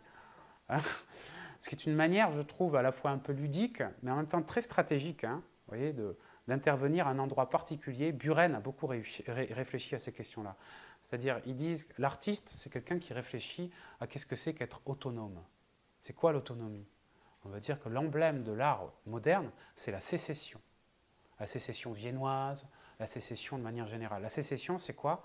C'est je me coupe, mais pas pour me couper du peuple, je me coupe pour être en totale autonomie de production, de diffusion, de messages, de ce que je veux, de quoi, de comment, etc. etc. Bon. Et de ce point de vue-là, il y a plein d'obstacles après qui vont entrer. Le galeriste, le critique d'art, le journaliste, le responsable d'institution, etc., etc. Et donc là, on voit qu'il s'attaque à une figure particulière, c'est le critique d'art. Parce que vous savez, par exemple, j'ai parlé du catalogue tout à l'heure. Moi, ce qui me gêne notamment dans les catalogues, je ne sais pas si vous avez fait gaffe, c'est toujours pareil. Le catalogue, ce n'est pas simplement la compilation des images d'un artiste après son exposition ou avant, peu importe. C'est le texte d'un critique précédant la reproduction des images. Ça veut dire que tout catalogue commence avant tout par un texte critique de 5, 10, 20 pages, parfois plusieurs textes critiques, tel historien de l'art, tel machin, qui donc vous explique pendant X pages pourquoi cet artiste est intéressant et pourquoi il faut le considérer comme intéressant.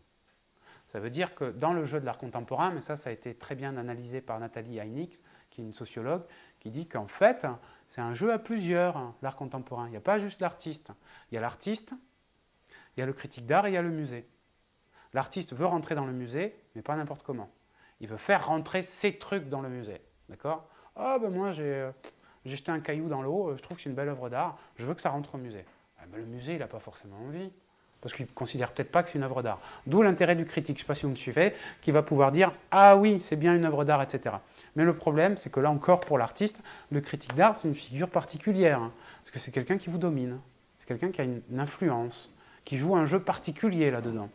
Donc, dans une certaine mesure, peut-être je tire un peu Philippe Thomas là, mais dans une certaine mesure, je trouve ce que j'aime beaucoup dans cet ouvrage-là, et qui en fait pour moi, alors suivez-moi bien, un catalogue livre d'artiste.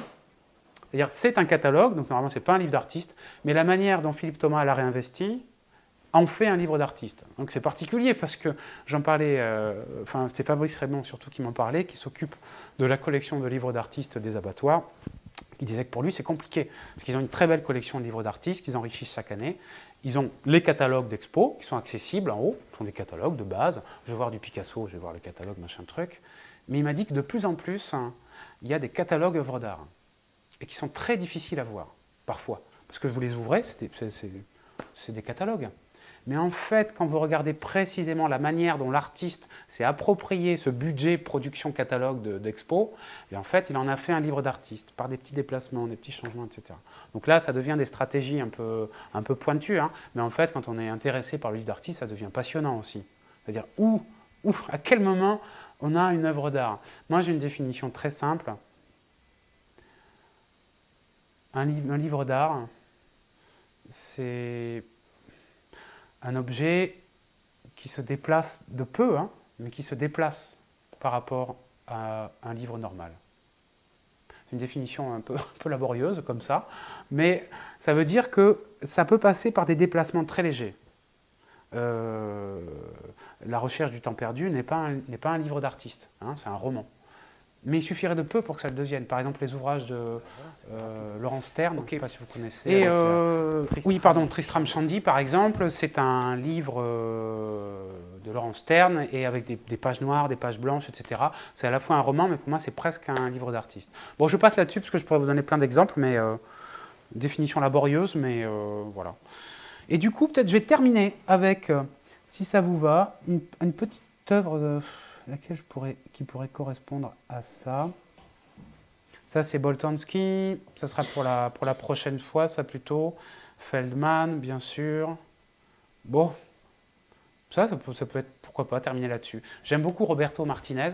Et c'est un artiste contemporain, vivant, avec qui j'avais bossé à l'époque quand j'étais aux Beaux-Arts. Parce que je l'avais aidé à installer une exposition. J'avais validé mes UV stages. Et je l'avais rencontré à l'époque, super sympa, mais au-delà de ça, en fait, une œuvre que j'avais découverte qui était passionnante et très forte éditorialement. Mais ça, j'en reparlerai mieux la prochaine fois. Il a fait notamment un petit livre qui s'appelle Principe de réalité. Principe de réalité, ça commence avec des petits livres tout simples, comme ça, il en a fait 3 avec différents sujets. Vous voyez, on a cette étiquette collée sur une photo vous indique que cette épreuve hors norme vous est livrée gratuitement. Vous pouvez facilement la décoller si vous souhaitez conserver la photo. En fait, c'est qu'il a imprimé, vous savez, les photos qu'on vous renvoyait parfois chez Photostation ou autres, qu'on considérait comme non exploitables.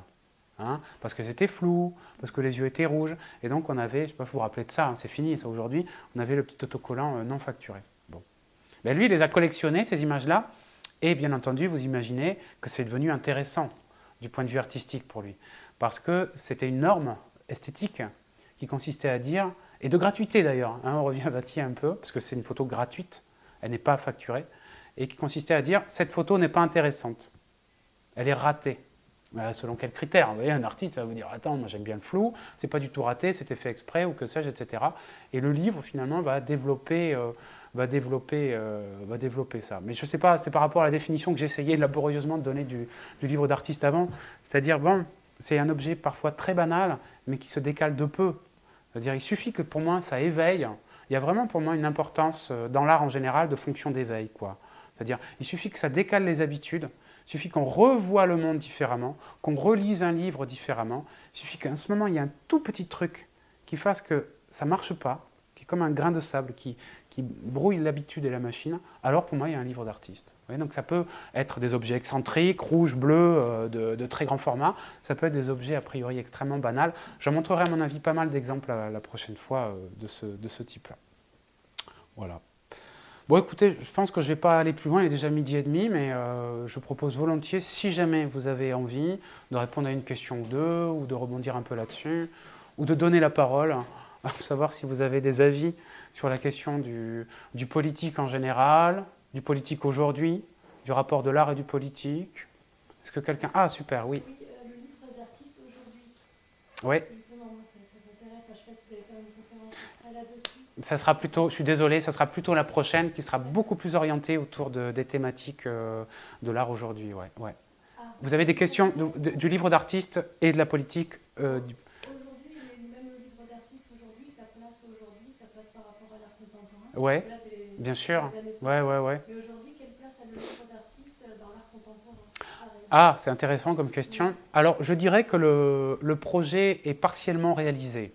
Le projet, tel que je l'ai un peu énoncé, c'est-à-dire dans les années 60, il faut considérer que le livre d'artiste a été porteur d'une utopie, mais d'une utopie concrète. Ça, c'est une expression que je pourrais reprendre à Fluxus, mais je l'avais surtout trouvé dans un bouquin de Mauguelin Delcroix, qui est une grande critique d'art, du livre d'artiste, peut-être vous la connaissez.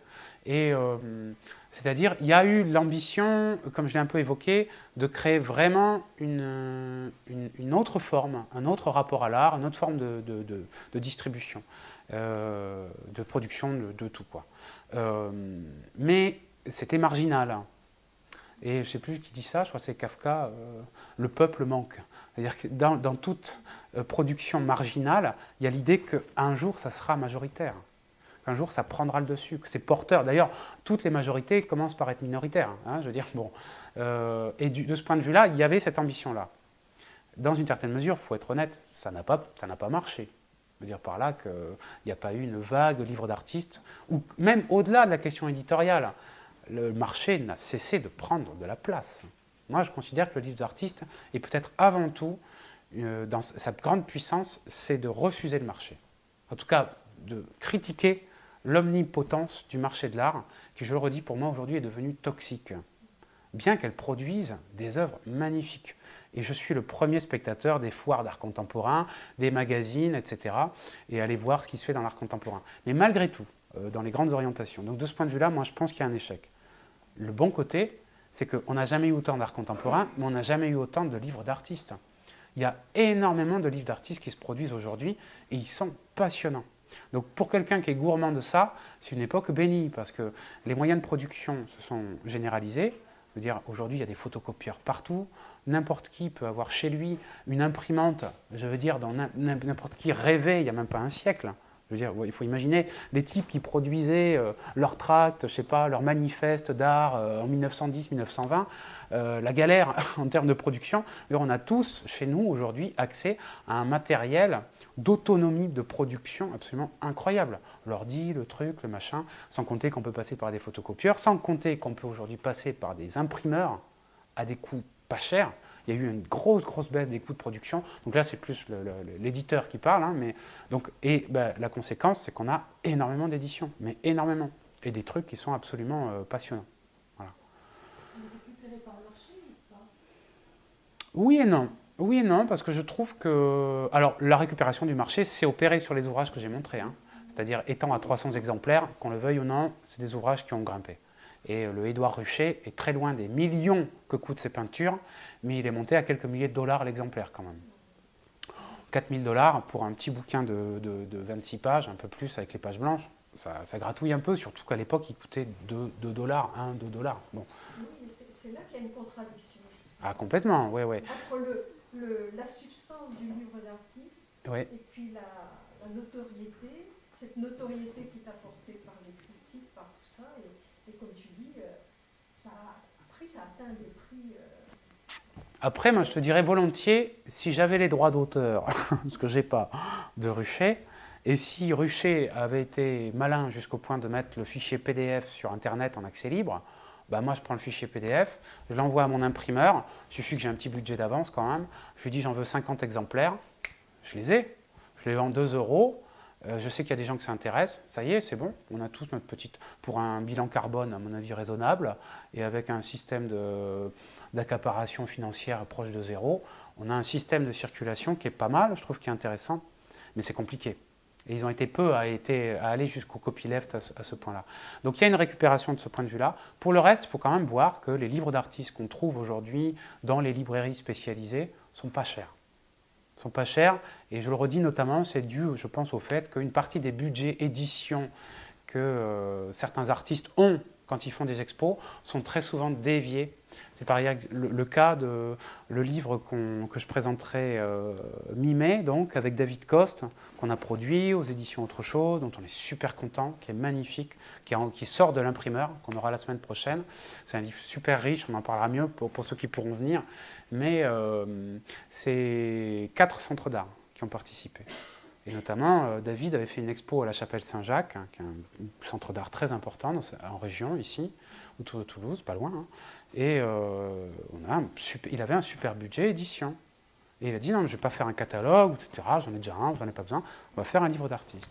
Et donc on a pris ce budget, et puis moi, la maison d'édition a mis des sous, puis d'autres, puis finalement on a eu un très beau budget, on va avoir un livre très ambitieux. Alors là, pour le coup, on ne sera pas du tout dans la pauvreté de ce que j'ai montré, ce sera un livre avec des beaux noirs, noir et blanc, mais assez épais, 200 pages, avec un disque vinyle dedans, enfin, tout un objet très, très, très riche, je l'espère en tout cas, très bien maquetté, mais voilà. Donc de ce point de vue-là, les livres restent pas chers quand même. Hein. Je ne sais pas si ça répond à ta question ou partiellement. Tu avais peut-être une question sous la question. Comment c'est considéré aujourd'hui le livre d'artiste par le marché Ouais, très marginal.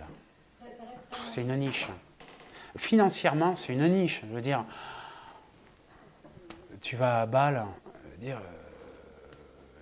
gens se trimballent avec des coupes de champagne dans les couloirs. Je veux dire, tu vois, les types qui vont acheter là-bas, c'est Pinault, c'est des grandes fortunes. Les œuvres, les premiers prix, c'est plusieurs milliers, dizaines de milliers d'euros, ça monte à plusieurs millions. Je veux dire, les livres d'artistes, c'est ridicule. En termes de quantité financière, c'est ridicule. Après, moi, je pense qu'on a tout intérêt à revoir peut-être nos logiciels de classification. Et parfois, ce qui n'est pas visible est d'autant plus influent. Je veux dire par là que les livres d'artistes existent et ils agissent sur les consciences. Et ils sont lus.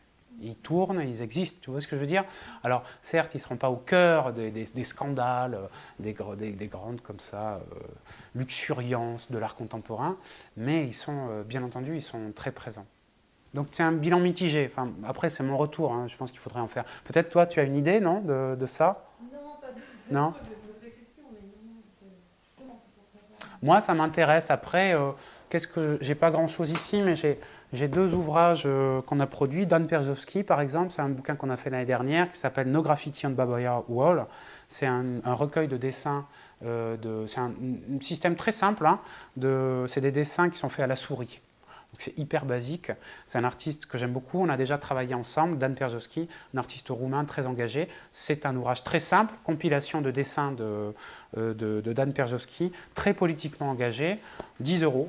Je dis ça parce que les bouquins qu'on produit, moi j'ai un parti pris, je parle un peu plus de moi maintenant, j'ai un parti pris, c'est qu'à chaque fois que je fais un livre, il est déjà rentabilisé. Je ne produis un livre que dès lors que j'ai l'argent d'avance et que je n'attends pas de retour. C'est-à-dire que si j'en vends aucun, ce qui n'arrive pas heureusement, mais si j'en vends aucun, ça ne me pose pas de souci. Ils sont dans les caisses, je les vendrai sur un salon, peut-être ça sera dans 5-10 ans, ça va s'écouler doucement. J'ai pas alors là, du point de vue des stratégies éditoriales, je suis nul. Hein, je suis nul parce que j'ai un parti pris plus artistique, on va dire, qui consiste à dire que l'objet doit être totalement autonome. Et puis on en vend en fait, voire même on les épuise. Hein. Le premier livre qu'on j'ai fait avec Dan est déjà épuisé, 300 exemplaires, on l'a fait il y a 6 ans. Mais donc les livres se vendent au final, hein. Mais ils pourraient ne pas se vendre, ça ne me poserait pas de soucis. Et donc on le fait pas cher, ça c'est un ouvrage pour moi qui est clairement politique. J'ai ici un autre ouvrage, ça c'est le mien, que j'ai publié l'année dernière. Pareil, 10 €, pas cher toujours, alors qu'il a coûté pas mal en production. Enfin, en tout cas, je suis très content du maquettage. C'est une série de dessins et de photos que j'ai réalisés sur des questionnements très très politiques, à partir notamment de l'œuvre de Marie-Josée Monzin, en partie, qui est une historienne de l'art que j'aime énormément, sur voilà, la condition contemporaine, on va dire. C'est des petits dessins, c'est des petites photos, des choses assez musclées, assez engagées. Pour moi, c'est un livre d'artiste. C'est un truc que je ne ferai pas en expo, mais qui fonctionne parfaitement en livre. C'est un projet artistique éditorial. Voilà. Donc tu vois, ça reste. Je suis vraiment dans cette logique de l'héritage et j'essaie de le faire vivre à mon niveau avec des objets, moi, qui m'intéressent et qui sont par ailleurs assez simples. Dernier exemple, je l'ai pris un petit peu de manière taquine. Ça, alors pour le coup, ça, c'est un catalogue que j'ai fait avec une partie du budget d'une expo que j'ai fait à la Fondation Écureuil, avec un recueil de photos et de dessins. Et pourquoi je dis ça? Parce que, alors, je n'ai pas pris en photo, mais ça aussi, c'est un de mes tout premiers livres d'artiste un peu marquants pour moi. Ça s'appelait Entre autres, et c'est des photographies extrêmement banales, de choses du quotidien, des chaussures, des chaussettes sur un linge, quelqu'un sur un... Voilà, des petites traces sur la chaussée. Je passe, parce qu'en fait, c'est tout un travail pour moi qui était assez important sur ce que j'ai appelé la discrétion, qui m'a occupé pendant très longtemps. Mais, et je rebondis, peut-être pour terminer sur une partie du catalogue de la maison d'édition. Ça, c'est pour moi, c'est pas politique, mais ça l'est un peu. Pourquoi? Parce que je pense, là c'est une version un peu étendue, hein, et on le verra avec Guy Debord la prochaine fois, pour ceux qui viendront ou qui connaissent Guy Debord, mais dans une certaine mesure, moi j'ai un rapport à l'ennui, à la lenteur, qui est un rapport extrêmement gourmand, étrangement, parce que j'ai toujours considéré que les œuvres les plus ennuyantes étaient les œuvres qui étaient les moins spectaculaires. Et aujourd'hui, le spectacle a envahi nos vies d'une manière absolument terrible. Tout fait spectacle aujourd'hui. C'est vraiment un mode de vie. Ça, c'est ce que dit Guy Debord. Hein. Il dit la société du spectacle, c'est pas juste la télé, c'est tout, tout le temps. Comment tu t'habilles, comment tu te déplaces, comment tu parles aux gens, comment tu vis, etc. etc. Donc ça m'intéresse parce que c'est quoi l'anti-spectacle? Donc ça serait quoi le remède? Bon, Debord a proposé des pistes. C'est des films blancs de 10 minutes, par exemple. C'est particulier, hein, mais ça va être une projection, Hurlement en faveur de Sade, Indie Room, je ne me rappelle plus de la phrase exacte, bon, il y a plein de films, où le film La Société du spectacle est un petit peu différent, mais par exemple, ça va être 10 minutes d'écran blanc sur un film qui dure 1 heure, avec ensuite un peu de voix, puis après 10 minutes d'écran noir, etc., etc. Je peux vous assurer que l'ambiance dans la salle, elle est particulière, hein, dans la salle de cinéma. Bon, c'est des approches un peu spéciales, mais dans une certaine mesure, la question pour moi de la flânerie, de la disponibilité, de l'inutilité, du presque rien, de la banalité parfois même, du quotidien, sont potentiellement des vrais enjeux politiques. Mais là, je m'éloigne un peu peut-être, hein, mais des enjeux politiques dans le sens où, à mon avis, plus c'est lent, plus c'est calme, plus ça va doucement, et plus la société ne sait pas quoi faire de ça. Donc ça pourrait être des positionnements formels ou qui sont a priori loin de la politique, mais qui pour moi on serait potentiellement assez près en fait. Bon. Oui. Une question. La remarque, c'est quand tu parlais des catalogues avec une introduction plus ou moins pompeuse sur ce qu'il faut comprendre. Oui, oui, oui. Ça, le problème, on n'est pas obligé de le dire. Non. C'est-à-dire que tu gardes le catalogue parce que tu as ta propre lecture des œuvres que tu as vues. Et ce qu'en pense le critique d'art qui s'est commis dans l'introduction, surtout tu peux laisser de côté. C'est pas très intéressant. Et la deuxième chose, c'est une question, est-ce que tu fais une différence entre la compilation et le livre d'artiste? Je pense, enfin, pour la politique en tout cas, je pense particulièrement à des dessinateurs de presse qui publient tous les jours ou toutes les semaines un dessin, etc. Et qui, dans un certain nombre de cas non négligeables, à la fin le compile en disant voilà, est-ce que c'est un livre d'artiste? Oui, oui. Alors du coup, première remarque, question. Effectivement, tu peux ne pas lire le texte, bien sûr. Et par ailleurs, moi, je ne le fais jamais. Je le fais après. Je vais d'abord aux images et après, je retourne. Voilà. Mais à ce moment-là, pourquoi ne pas mettre le texte à la fin? Là, c'est plus des questions de dispositif. Hiérarchiquement, c'est presque du symbolique, si tu veux. J'écoute pas le discours de l'homme politique, mais il fait quand même un discours. C'est ce que je veux dire, où je ne regarde pas la sculpture sur le rond-point, mais elle est sur le rond-point. Bon, voilà, il y a quand même une hiérarchie, il y a quand même une construction de l'objet qui est porteuse, on va dire, d'une certaine symbolique des hiérarchies, on va dire, qui n'est pas neutre. Mais heureusement, et j'ai presque envie de dire même que ça, c'est une théorie que j'avais beaucoup lue chez l'invention du quotidien de Michel de Certeau. J'adore cet ouvrage, c'est un ethnologue qui explique que c'est pas parce que tu regardes la télé, la publicité à la télé, que tu es con et que tu es soumis. Il disait qu'il y avait des résistances de consommation dans la consommation. Bon, après, c'est un peu plus subtil du point de vue. Mais en gros, c'est vachement intéressant parce que ça disait qu'on peut avoir un rapport actif à des objets qui, par ailleurs, sont porteurs de choses un peu dominantes. Je ne sais pas si je suis très clair là encore. Il y a plein de manières, en fait, de retrouver des libertés. Il prenait l'exemple de la rue, même. Il dit, la rue, elle vous donne des mots d'ordre en permanence. Eh bien, en fait, il y a des milliers de manières de marcher dans la rue. Et en fait, il y a plein de manières de... La langue, en fait, c'est la langue, le cœur. Une langue, elle est porteuse de rapports de force en permanence. Quels mots on utilise, pourquoi, avec la com, en plus, aujourd'hui, dont la Macronie s'est faite un peu experte. Bon, je ne vais pas forcément parler de Macron, j'ai mis juste Macron. Mais voilà, elle est porteuse. Mais en fait, il y a l'argot. Et puis, il y a une manière d'utiliser la langue. Et puis, on peut toujours trouver des formes de résistance là-dedans. Bon, je sais pas, tu vois, pour rebondir un peu là-dessus, un livre, c'est comment tu le lis, en fait, aussi. Et j'ai presque envie de dire, moi, dans ma collection de livres d'artistes, je suis tombé une fois chez un... Et ça répondra peut-être en piste sur la deuxième question. Je suis tombé une fois à l'Ami des livres, un petit revendeur de vieux bouquins, sur un vieux magazine, un peu fanzine, des années 70, que je ne connaissais pas, dont j'ai juste trouvé un numéro, et qui était très étrange.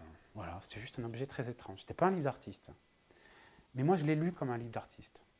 Donc, je l'ai mis dans ma collection de livres d'artiste. Donc là, je pousse un peu loin, parce que je pourrais dire, qu'est-ce qui fait qu'un livre est un livre d'artiste? C'est la manière dont tu le lis. Alors, peut-être un petit peu plus abordable, mais il y aurait l'idée que... c'est quoi la question exacte, redis-moi? Est-ce qu'une compilation de voilà. sur plusieurs années constitue un livre d'artiste? Alors, moi, je dirais non. Moi, je dirais non. Voilà, ouais. Et un type de langue qui s'appelle Cardon, qui a un trait exceptionnel. Bien sûr. Toujours une espèce de manuel un petit peu à part. Ouais. Moi, je dirais oui et non. C'est-à-dire, a priori, non. Si je vois un recueil de Plantu ou de Cardon, même toi, ou de Chaval, ou etc., pour d'abord une raison, alors, du coup, c'est contradictoire à ce que j'ai dit avant, mais bon, hein, chacun fera ce qu'il veut, mais parce que l'artiste n'a pas voulu qu'il en soit un. Ce qui est déjà problématique. Voilà, c'est ça. Mais on pourrait trouver, par exemple, Jamais un coup de dé n'abolira le hasard. C'est chez Gallimard, mais c'est un format bizarre. Et c'est une poésie bizarre. Et Mallarmé, en faisant ça, peut-être qu'il fait un livre d'artiste quand même. Et il le sait un peu, à mon avis. Mais ça ne s'appelle pas livre d'artiste, etc. Mais pour moi, c'est un objet que je mettrais dans ma collection de livres d'artistes. C'est chez Gallimard, fin 19e, etc. On est dans un point limite, tu vois. Je pense qu'il avait conscience qu'il en faisait un. Mais tout ça pour dire que, à mon avis, là encore, ça pourrait se jouer à très peu. Moi, par exemple, je suis un grand fan du dessin de presse. J'ai beaucoup de mes livres qui sont... Moi, je considère que c'est des livres d'artistes. Après, franchement, tu regardes ça, c'est très simple, hein. C'est des dessins et des photos. Voilà. Il n'y a pas de texte introductif, il n'y a rien. J'ai juste des dessins et des photos. Pas sur la couverture, hein. Sur la tranche. Mais donc ça peut, pour moi, c'est pour ça que je dis un livre d'artiste, puisque le livre d'artiste, bah, c'est un livre banal. C'est de l'art, mais accessible à tous, etc. Ça veut dire aussi que pour que l'art apparaisse, il va falloir être attentif, parce que ça peut se jouer à très peu. Ouais, mais de manière générale, moi j'aime bien aborder ça. L'art, ça se joue à très peu. Il suffit que je fasse la conférence comme ça pendant 1h30, et ça devient une performance. Je ne vous regarde pas, je regarde le mur, ou peut-être même je vous regarde de dos, hein, ça s'est fait en fait. Hein. Il y a eu même des musiciens ou des trucs comme ça, bon, ça deviendrait potentiellement une œuvre d'art. Je ne sais pas si c'est très clair. Parfois ça se joue à très peu, donc j'ai presque envie de dire qu'il suffirait presque que Cardon change la couverture, choisisse un bon papier, ne mette pas le texte, parce qu'il y a très souvent un petit texte à l'entrée. Tout petit, hein? Non? Même pas? Ou peut-être qu'il faut que l'objet vieillisse. Moi, il y a des recueils de dessins de Chaval ou peut-être des trucs de Charlie Hebdo de l'époque. Pour moi, c'est quasiment des livres d'artistes. Mais là, je ne sais pas si c'est moi, là, c'est moi qui projette. Hein. Ben, moi, j'aime bien de toute façon flouter le truc pour s'interroger en permanence sur qu'est-ce qui fait que c'en est un ou pas. Pour moi, il faut qu'à un moment, il faut que ça change quelque chose, quoi. C'est juste ça. Il faut qu'à un moment, dans la banalité de l'objet, il y ait quelque chose d'exceptionnel. On va définir après, hein, en fonction de l'histoire du livre d'artiste aussi. Oui, et puis ça sera la dernière question. Je dis, ça doit être accessible à tous, mais où? Ah. Tu as parlé des librairies spécialisées, où? Ah. Très bonne question. Eh bien, écoute, à Ombre Blanche, on n'en trouvera pas. À Ombre Blanche, on n'en trouvera pas ou peu. Ils n'ont pas de rayon, mais ils ont les ouvrages des éditions Autre Chose, ils en ont quelques-uns. Je pourrais te citer facilement, je sais pas, une bonne centaine d'ouvrages qui sont commandables chez Ombre Blanche, qui ne sont pas forcément accessibles ici, mais tu prends Sophical, par exemple, si on aime Sophical, toute son œuvre éditoriale de livres d'artistes a été publiée chez Actes Sud, elle n'est pas chère, elle est accessible, il faut juste la commander. Ah oui, mais ces livres d'artistes, c'est chez Actes Sud, c'est pas cher. Ah non, mais ces ouvrages-là, hein, ils sont pas chers. Hein. Non, mais Actes Sud. Les livres d'artistes, je ne parle pas des œuvres qu'elles vendent chez Perrotin, hein, j'imagine bien que ce n'est pas le même prix, mais les livres d'artistes de Sophical sont publiés chez Actes Sud à des prix d'Actes Sud. Hein. Ouais. Et on en verra la prochaine fois. Julien Prévieux, Lettres de non-motivation, éditeur Zone, pas cher. Un certain sens. Hein? Filiou.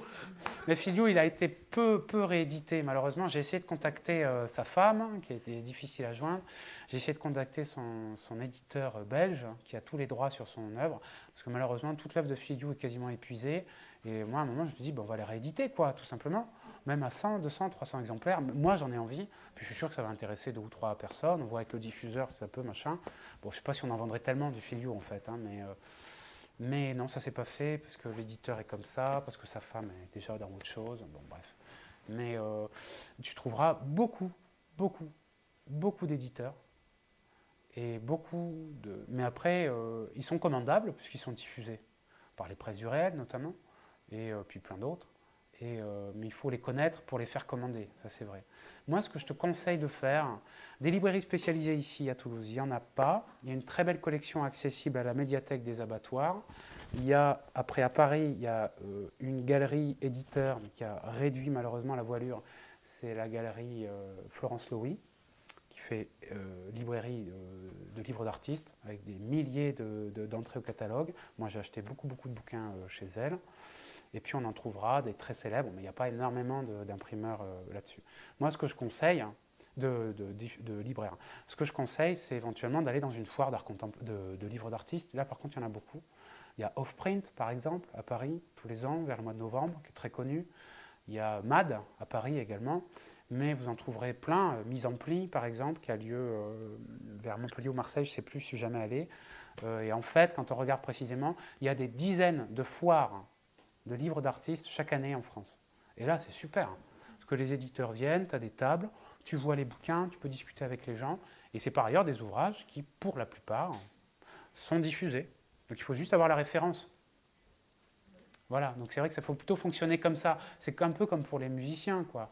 Ah tiens, ce musicien, il m'intéresse, etc. Tu ne vas pas attendre que la FNAC te propose de découvrir des artistes de talent.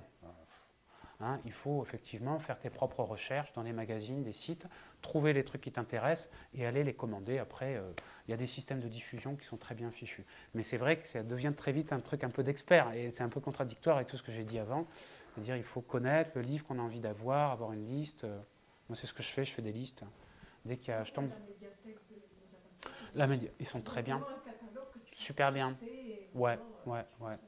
Mais c'est pas si facile parce que le catalogue, il faut connaître la cote spéciale de l'ordinateur pour avoir accès. Puis après,